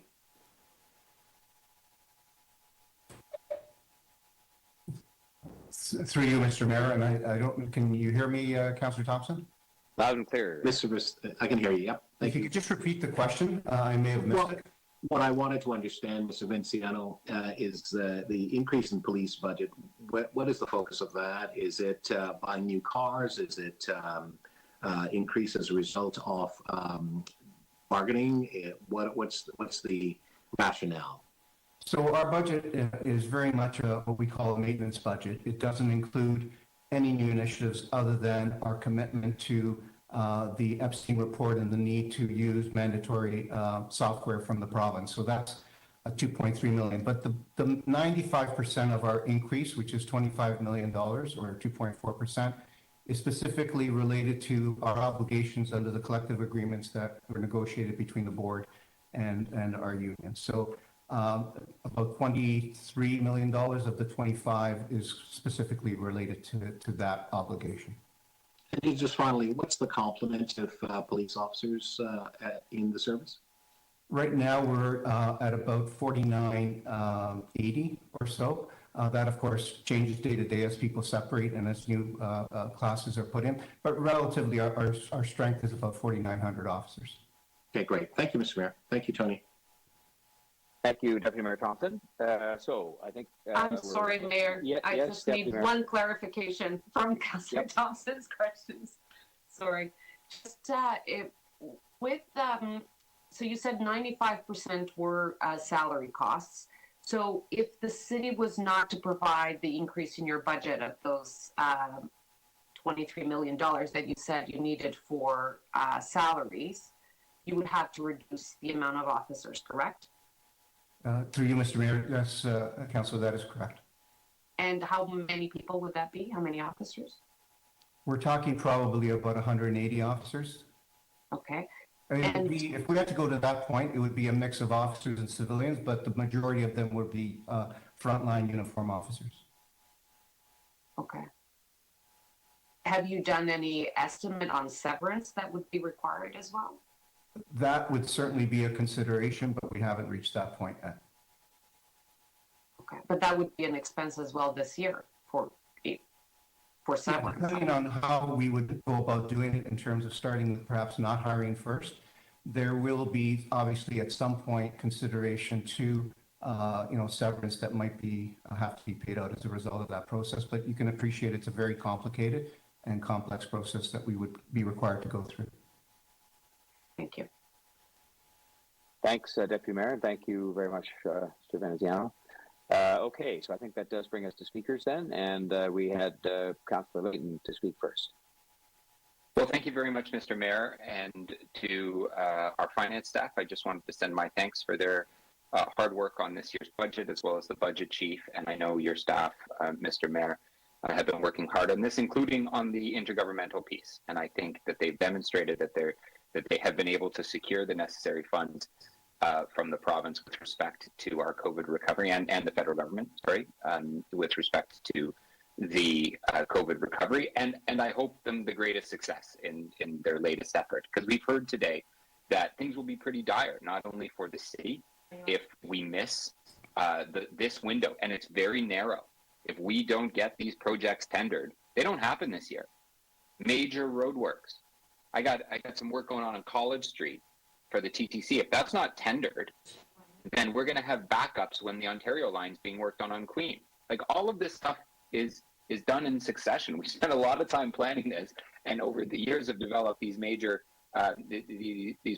programs for addressing major infrastructure projects. I know the mayor set up a committee right after he was elected in 2014 to help initiate that. I think he chaired it, in fact, to help bring those projects through. If we're even delayed by a couple months, this could have ripple effects for many years. And I think it's critically important. I was actually looking for it. I couldn't find the button because I was too busy writing the stupid. Find your button. Find the mute button, Tony. Thank you. There we go. Yeah. Go ahead. I would just say that these governments need to get it together and figure out. I don't know where they're having these conversations, but they need to happen faster, because we need to have at least a commitment so we can start moving ahead with tendering these projects. It not only impacts the city and future years projects, but the local economy in the GTA and Ontario will suffer enormously with thousands of job losses. Setting that aside,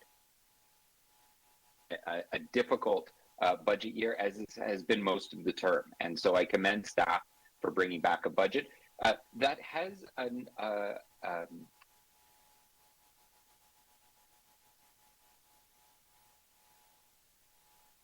commitment around inflation, but last year, when inflation was higher, was a little bit a tad higher towards the end of the year, we didn't see the increase in the property tax rate. We're seeing it this year. That's a brave and bold move. Like, I commend them.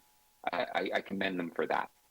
And I would hope, and I know I say this every year, and with a property tax rate slightly above where we normally are, it may be harder to take, but I still think the city needs to look at revenue sources. The province is about to give up the vehicle registration tax, $1 billion a year for the province. It raised about $60 million a year for the city. When we gave up our portion, you know what the province did? They took it and increased theirs. And by them giving up the vehicle registration tax, we will now have a very difficult time collecting it ourselves. It will become more expensive for us to do it because we don't have the infrastructure in place. We're losing tools for raising infrastructure. I'm going to take you back to 2018. Our then city manager put forward a slide on a long-term fiscal plan. We can either lose services if we're not prepared to raise a little bit more money. We can tread water if we save a little bit of money and increase revenue slightly, which we have.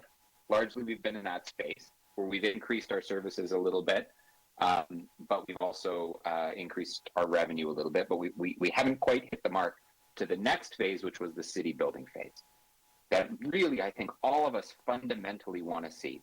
Now, I've heard it in years past and prior to COVID years that just this isn't the year.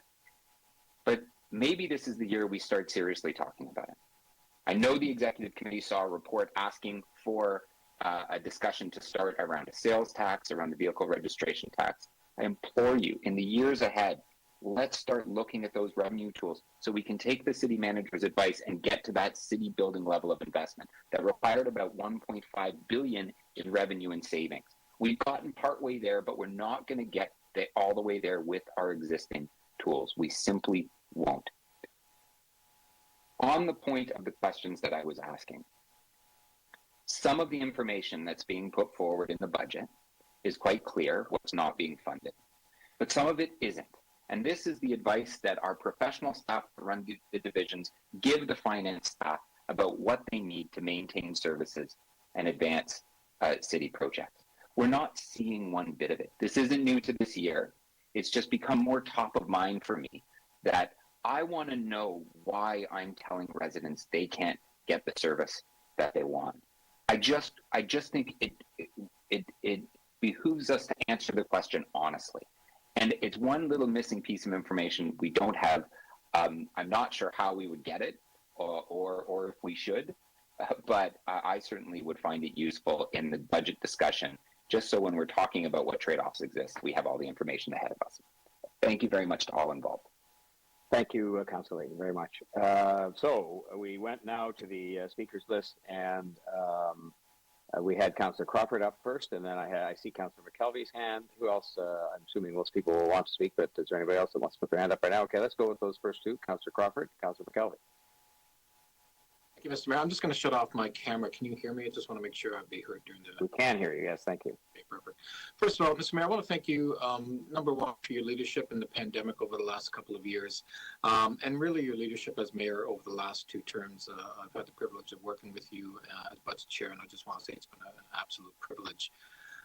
This is my 8th budget as the chair of the budget committee. Of course, want to thank all of the budget committee members who have been working with me and with us over the last 8 years. This is the 3rd year of COVID impacts to the city's budgets, and you know, they have been very drastic, very major, but it's been 3 years. We've been dealing with 2 formal budgets. It's actually 3 budget years that we've been impacted. But this is the first year that the budget committee has forwarded to executive and of course off to council a budget with no changes from the staff recommended operating and capital budgets. And there's a few reasons for that. I mean, and first, again, I just want to tout the excellent and outstanding work that our city staff, led by, of course, the city manager, Heather Taylor, all process for the outstanding work that they have done in unbelievably difficult circumstances. I've had the privilege of working closely with many of them, and I don't think we, on a daily basis, recognize the challenges that they face, and they've overcome that. But they have provided to us, at the beginning of the budget process, a fiscally responsible budget that protects the services where they are absolutely needed, and I just want to say hats off to them. And when you're looking at those priorities include, you know, continued work on investments in climate change, public safety, public health, shelters and housing, equity, inclusion, reconciliation, everything that makes this city strong and good. But there are new investments in here. Not a lot, but I think calculated and important new investments that are in here. We're supporting, and we haven't talked much about this, but I think our investments in emotion-centered care in our city-run long-term care homes is going to set us out as a leader in coming years, and we're putting investments in there. We're putting investments, 62 new paramedics are coming. As has been mentioned, the small business property tax by 15% reduction is there, and a number of good, really strong initiatives that are taking place. But the other reason that the budget committee forwarded to executive a budget without any changes, and by the way, I'm also encouraging executive to do the same, to move this budget forward without any financial changes to council. And as the reality, as we've all heard, this is a COVID budget. We are still feeling the effects of COVID. Omicron actually extended that, the 1.4, up to 1.4 over $200 million. And as we've heard, and a big part of that, 1/3 of that is the $561 million in lost revenues by the TTC. Our increase in shelter costs have just been astronomical, something we had to do to protect the most vulnerable in our city. and we have done that in this budget. But really, it's the $1.4 billion that is needed by the other levels of government that really, I think, is where this budget lands right now. The other two levels of government have been incredibly supportive over the last couple of years. They have recognized the challenges that not only Toronto, but I think all municipalities across the country have had, and they have been there to support us. We need them again this year in the tune of $1.4 million. And as we've heard from the CFO and others, time is running out. We need to get the commitments as soon as possible so we don't have an impact to our capital plan. And as much as we are technically balanced, because we have to balance every year, the reality is if funds don't come, we're going to have a large capital impact. And we've seen, staff have already commented on what that'll be. It's loss of jobs, it's loss of economic power. And that is something that, as confident as that, the mayor is as confident in his remarks he's made, we need to hopefully get those commitments very soon.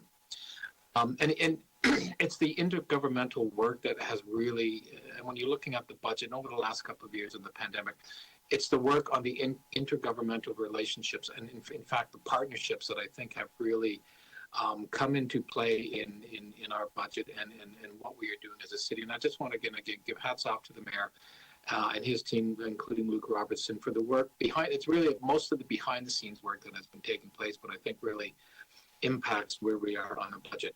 And not only for the budgets, but I think as we move forward in our relationship with the other levels of government beyond 2022 and the challenges we're facing, I think there's going to be this increased need, desire, and urgency to develop further those relationships with the other levels of government when they look at the city's needs and what we need to recover and rebuild. So that has been a big part of the where we have been at in this budget. And again, I just want to thank the committee and all staff, and of course the mayor and everybody for bringing this forward. Thank you.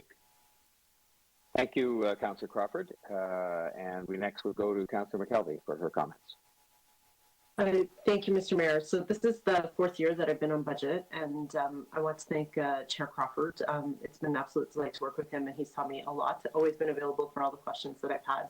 Likewise, our CFO, Heather Taylor, who's done an exceptional job preparing this year's budget. And likewise, Stephen Conforti, who 3 years in a row has come out to town halls in our community to answer questions of residents. And this year, Mayor Tory also came out to that town hall, and I know residents appreciated hearing from him also, as well as all the advocacy that he's doing to the other levels of government for the $1.4 billion shortfall that we have. And we've heard clearly that this corresponds to 12,500 jobs. And we just can't risk that in the economic engine of Canada. We need to keep the economy going. Toronto has a humongous role in that. But as councillors, we all have a responsibility to go through this budget right now and identify those projects that impact our community and to tell our MPP and to tell our that those are at risk. And so in our community, and in Toronto, if I go through the list, some of the things that I need to point out and share are at risk. $64 million that we want to invest in Vision Zero across the city. And in Scarborough Rouge Park, that corresponds to the installation of 8 new school zones that I know the community is really looking forward to.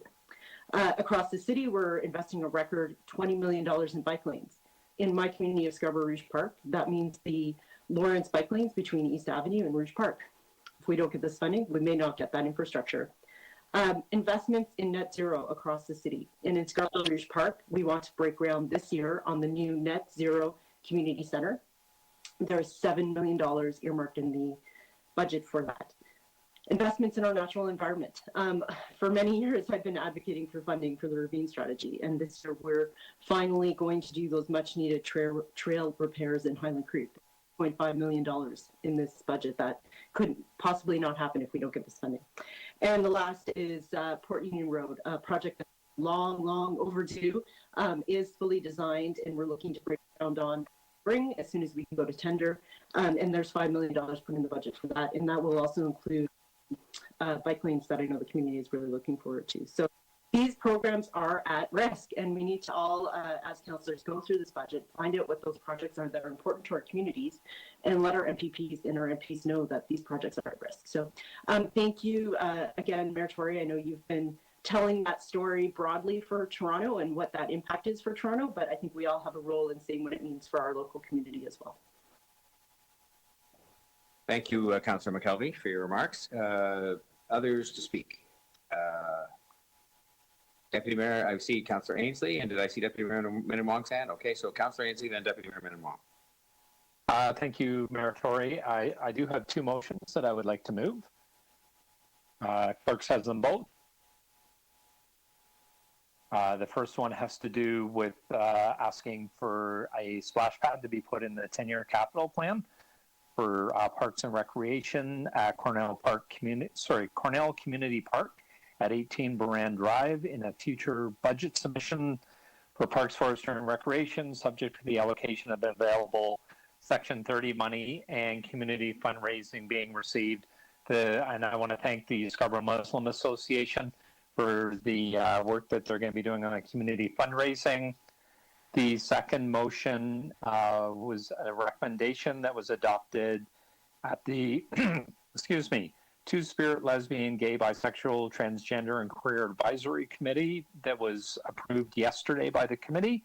That City Council direct the City Manager to demonstrate an intersectional Two-Spirit, Lesbian, Gay, Bisexual, Transgender, and Queer lens is incorporated in the preparation of the city's operating and capital budgets to remove structural barriers which are historically excluded the diverse Two-Spirit, Lesbian, Gay, Bisexual, Transgender, and Queer communities. I hope the Executive Committee can support those two motions today.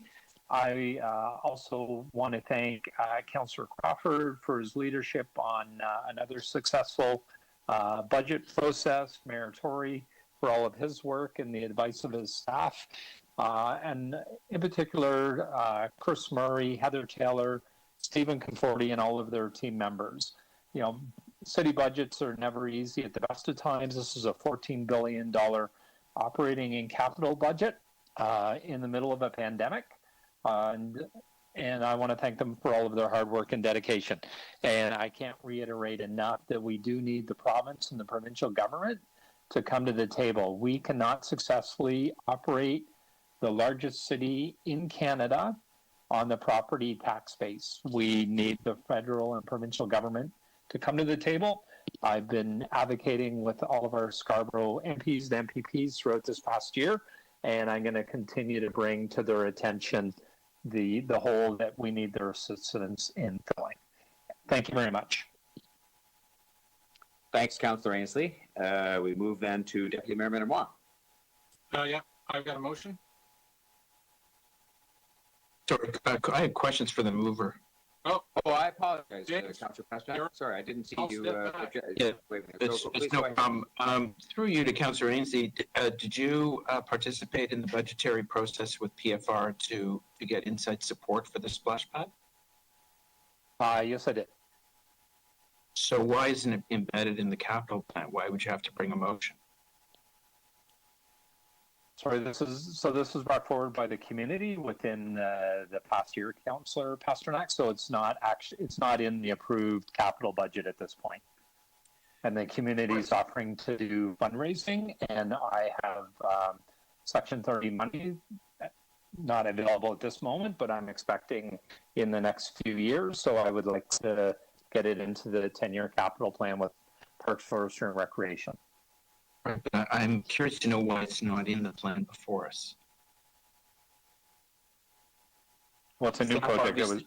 No, staff obviously didn't agree. Staff obviously didn't agree with you. Sorry, Mayor Tory, can I finish? Yeah, yes, please. Let the councillor finish. Councillor Pasternak, thank you very much. You asked a question, he's trying to answer it. Yeah, so Councillor Pasternak, it was brought forward by the community in this past year.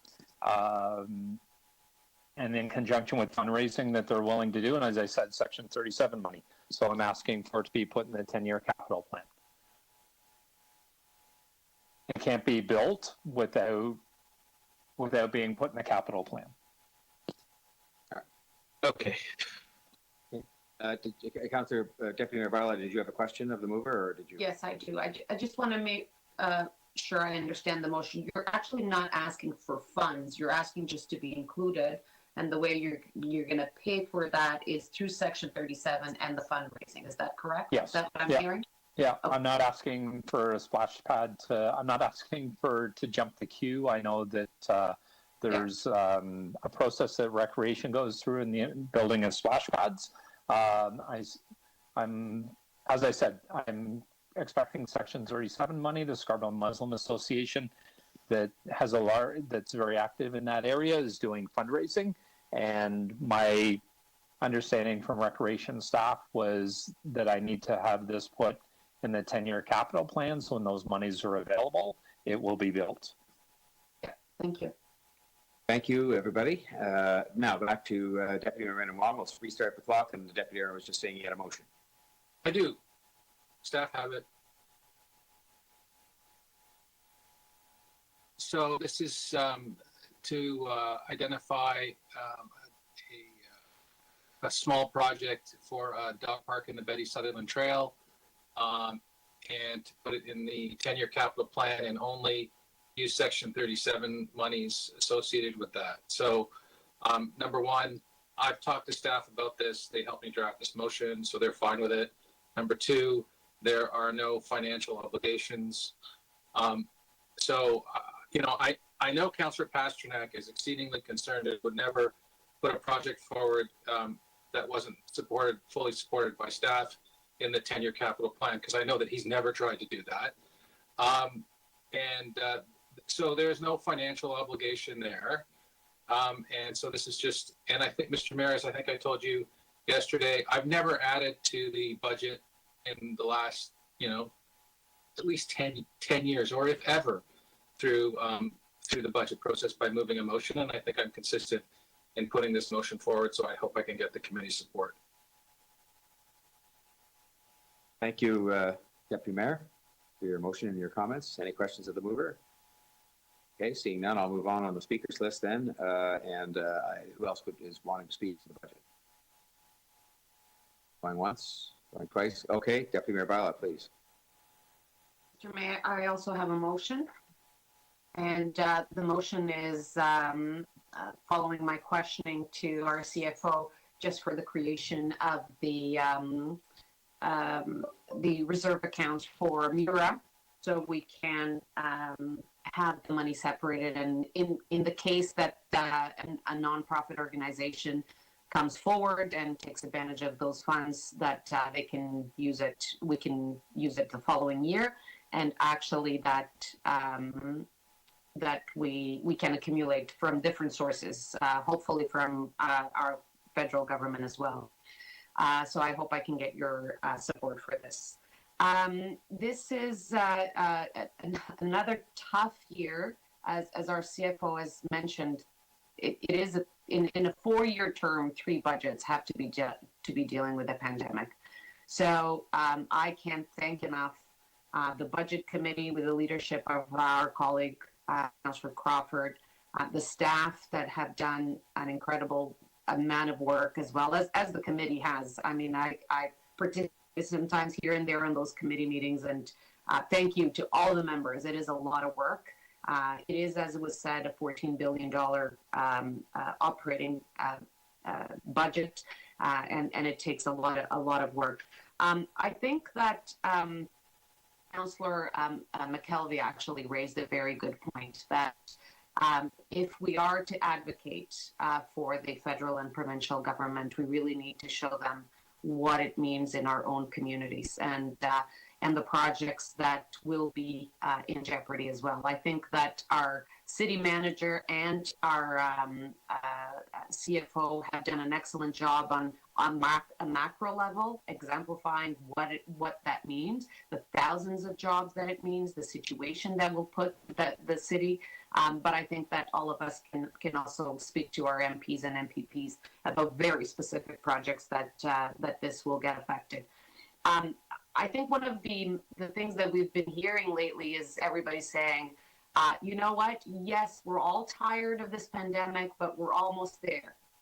I think this is the message that we need to go to our province and our federal government. Yes, we know that you're tired of municipalities coming to you and asking for this, but we're almost there. I think this is not the year they can not come to the table and ensure that as we get ready to recover, as we get ready to start moving forward from this pandemic, that we are in a good position. We are the largest city in the country, not unique, but with a bigger problem. That is a very common problem across municipalities across the country. We're not the only ones. So looking forward to supporting all your efforts, Mayor. I know that you've been very successful in past years. I think that you know that you have the entire council behind you in this effort to make sure that that both our federal and provincial partners see the value of continuing supporting this city to ensure that we are ready for a strong recovery in the near future. Thank you, Deputy Mayor, very much, and I appreciate your comments. Councillor Deputy Mayor Thompson to speak. Mr. Mayor, I just really wanted to offer my thanks to you, Councillor Crawford, Ms. Taylor, City Manager, Mr. Murray, and others. I'm not going to speak in depth. I will do so at council. I don't really want to speak twice on the same issue, so I'll save that. But I simply just wanted to offer my gratitude and thanks to everyone involved in the budget process. Thank you. Thank you, Deputy Mayor Thompson. Others wishing to speak, Councillor Pasternak. Yes, I'll be brief because I'll leave most of my remarks for council. I echo the thanks to the budget chief, Councillor Crawford, and of course all members of the budget committee. I was on the budget committee for 4 years. I can't say that they were the best 4 years of my life, but it sure came close. Thank the finance staff for their work on a most difficult budgetary process and budgetary system. I think I have to reiterate some of the things that I brought up in questioning.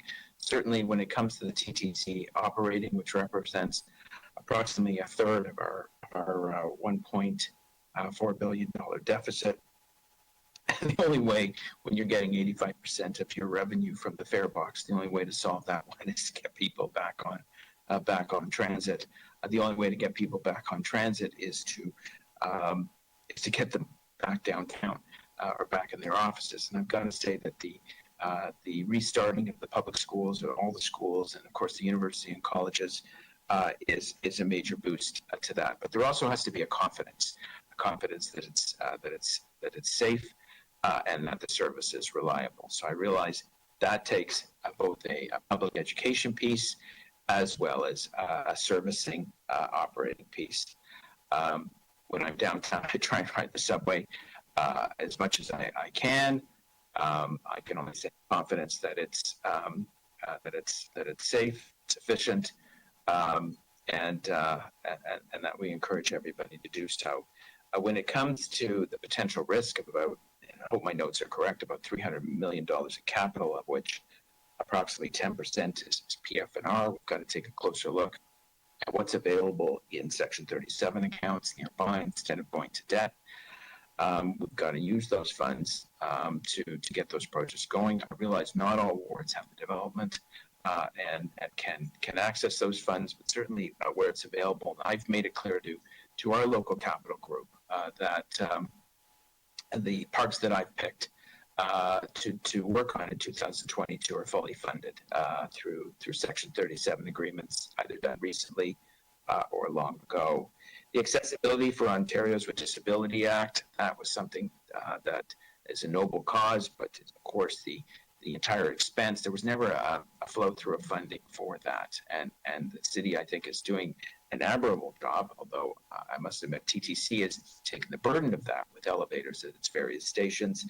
I guess we've heard some staff that the 2025 deadlines will be met. I would go back to the province and see whether there's a possible funding envelope to meet those deadlines, and ideally look for a way to a better cushion that expense line. So with that, I'll leave the rest of my comments for council. I reiterate my thanks to the mayor and the budgetary team for working on this, but I think in the long run, the other levels of government are one day going to say you're on your own, and that's going to be a scary day. But clearly, they should be coming to the table now, because 80% of Canadians live in cities, and cities are where the health and vitality of our country rests. So thank you very much. Thank you, Councillor Pasternak. Others wishing to speak this morning that haven't as yet? Okay, well then I'll speak if we could put the clock on me. And first of all, I want to reiterate the thanks I expressed at the outset to the city staff, to particularly Chris and Heather and Steve and the finance staff. They've done a great job, and I work with them a lot over the course of the year.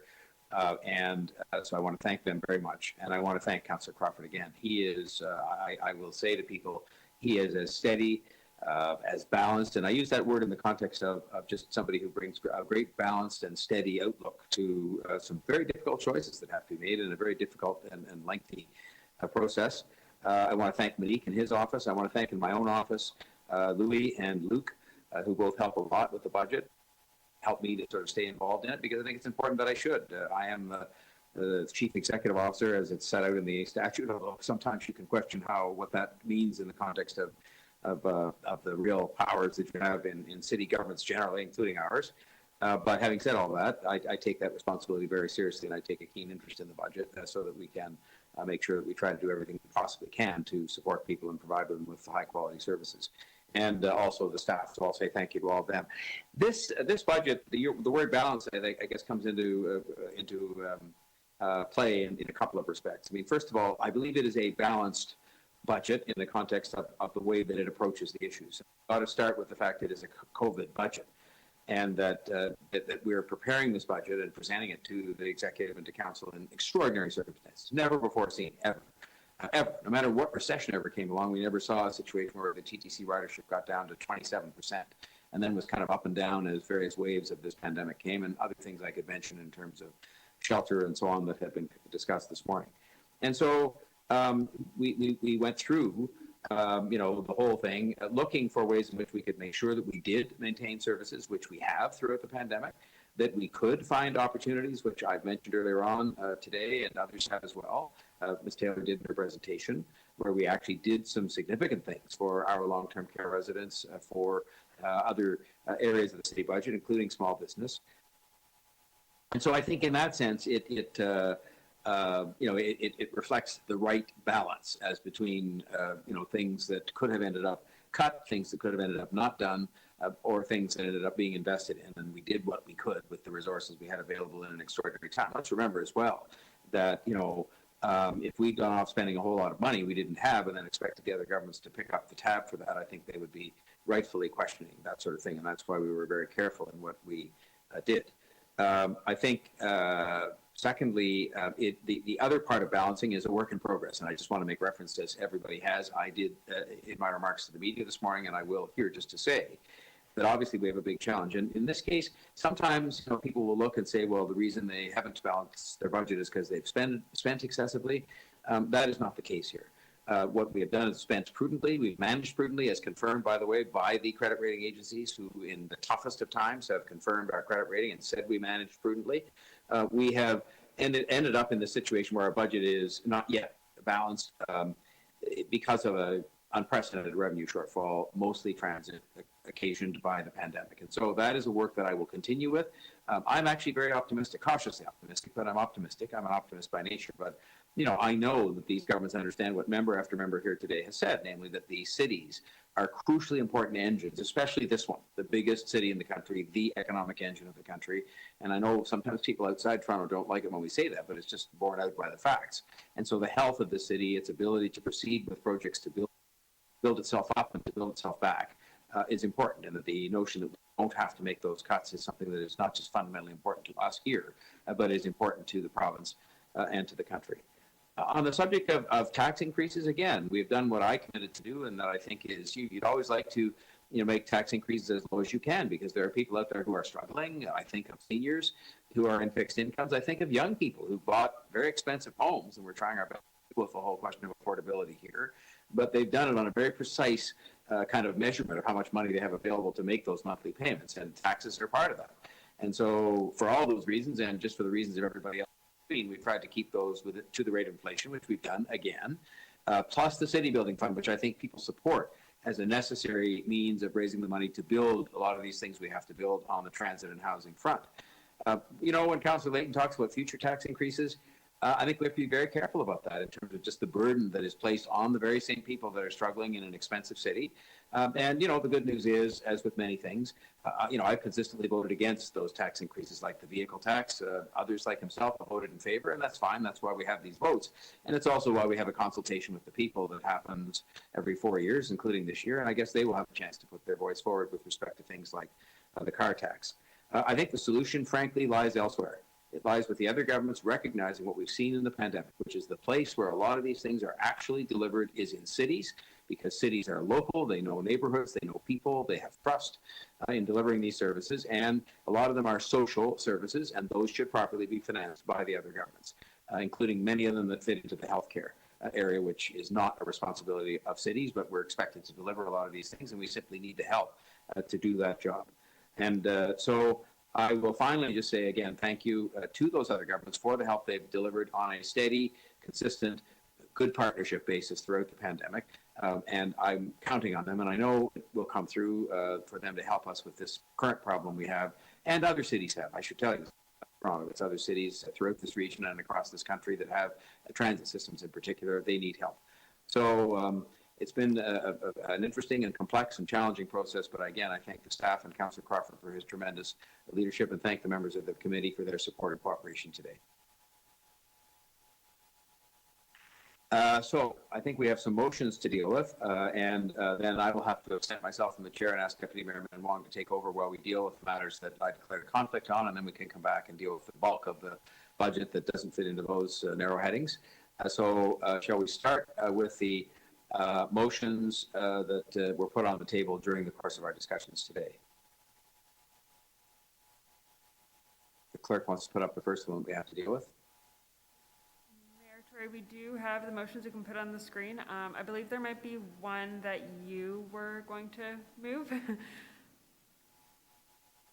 I actually don't have that with me, so and I'm just not sure what that was, to be honest. Just I have one of my team that are nearby here, so perhaps they can come and join me here and tell me about that. I missed the chance, I guess. Put it on the screen, Mayor Tory. Okay, well, I apologize to members of the committee for not, I hadn't realized I had to move that motion. And it really just authorizes the city manager to apply for and receive the funding and sign any agreements that are required to be signed in the context of the money's coming from the other governments, and within the context as well, until the first regular meeting of the 22 to 26 city council term in a form satisfactory to the city solicitor. Are there any questions of the mover on that? Okay. Is that the first motion to be dealt with then, Julie? Yes, it can be. All right. Well, then we'll have that motion. We'll put that back up on the screen.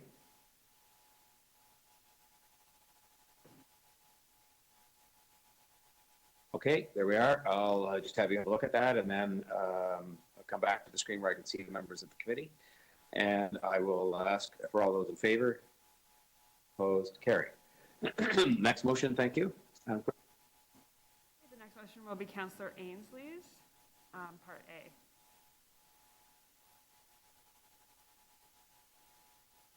Okay, there you can see it. There's Councillor Ainsley's motion, Part A. Ready to call the question on that? All those in favor? Opposed? Carried. Thank you. Next. Next is Councillor Ainsley's Part B. Councillor Ainsley's Part B, coming from the LGBTQ2S Advisory Committee, amended to read as follows, and there it is. All those in favor? Opposed? Carried. Thank you.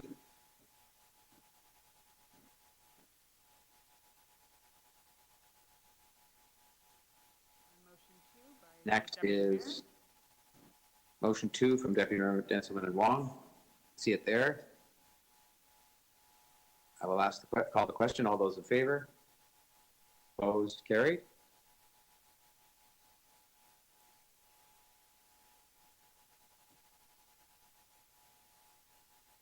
Motion 3 from Councillor Deputy Mayor Barlow. There it is. Call the question. All those in favor? Opposed? Carried. Mr. Chair, that completes the amendments you received. All right. And you have next is the proper ordering then that you would call the question and put the motions with respect to those sections of the budget in which I've declared an interest. That is correct. We'll put it on the screen now. And All right, well, I'll just excuse myself from the meeting, turn off my camera, and ask Councillor Deputy Mayor Minnan-Wong if he will pick up the chair until those matters are dealt with. Thank you. On the motion, all those in favor? Can't see anybody. All those in favor, opposed, that carries. we can do a recorded vote, Deputy Mayor. I'm happy to conduct that. How would for you like to do that? Okay, so recorded. All in favor? Recorded, please. Can I see hands? Councillor Bilow in favor, Councillor Ainsley in favor, Councillor Crawford in favor, Councillor Pasternak in favor, Councillor McKelvey in favor, Councillor Thompson in favor, Julie and myself in favor. Did I miss anyone? No, that completes the vote. That motion Okay, carries. so that's unanimously. We have another one, Julie? No, the mayor can turn back on his camera and we can conduct the vote on the item as amended.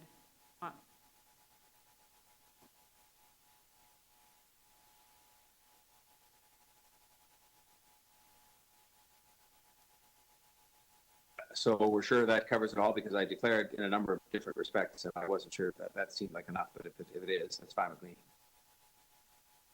Apologies, it appears that we do need to do. It appears that we do need to do one more declared interest. So, okay, so I should turn my camera back off. Yes, please. Yes. Okay, this is the last one, Julie? That's correct, yes. Item as amended to the provision. Oh, I started reading it and then you took it away. Item as amended as it pertains to the provisions of news summary services provided by Canada Newswire in the strategic communications budget. And we'll take a recorded vote on that. All those in favor? Councillor Bilow, do you have your hand up? Councillor Bilow, Councillor Ainsley, Councillor Crawford, Councillor Pasternak, Councillor McKelvey, and Councillor Thompson in favor. That's, Julie, I think I've got everyone, yes? Myself in favor. Yes, that's correct. Okay. Now we can bring the mayor back. Okay, that motion carries unanimously. Mayor Tory, you can turn your camera back on. Thank you, Julie, and thank you, Deputy Mayor, for that. And I think that brings us next to the item as amended by those prior motions for the budget. That is correct. Would you like me to conduct a recorded vote? Well, I'd like just to put it up for, is it just so we can have the motion there for a second and then.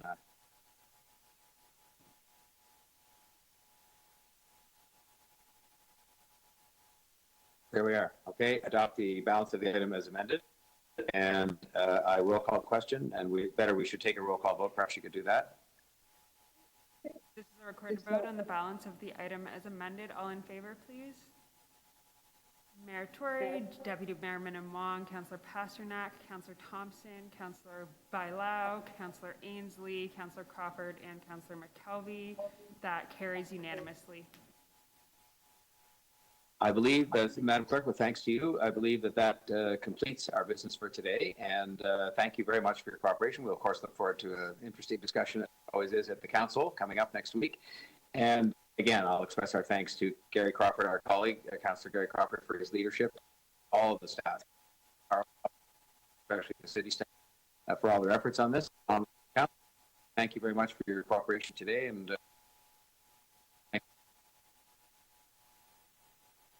have a great weekend, everybody.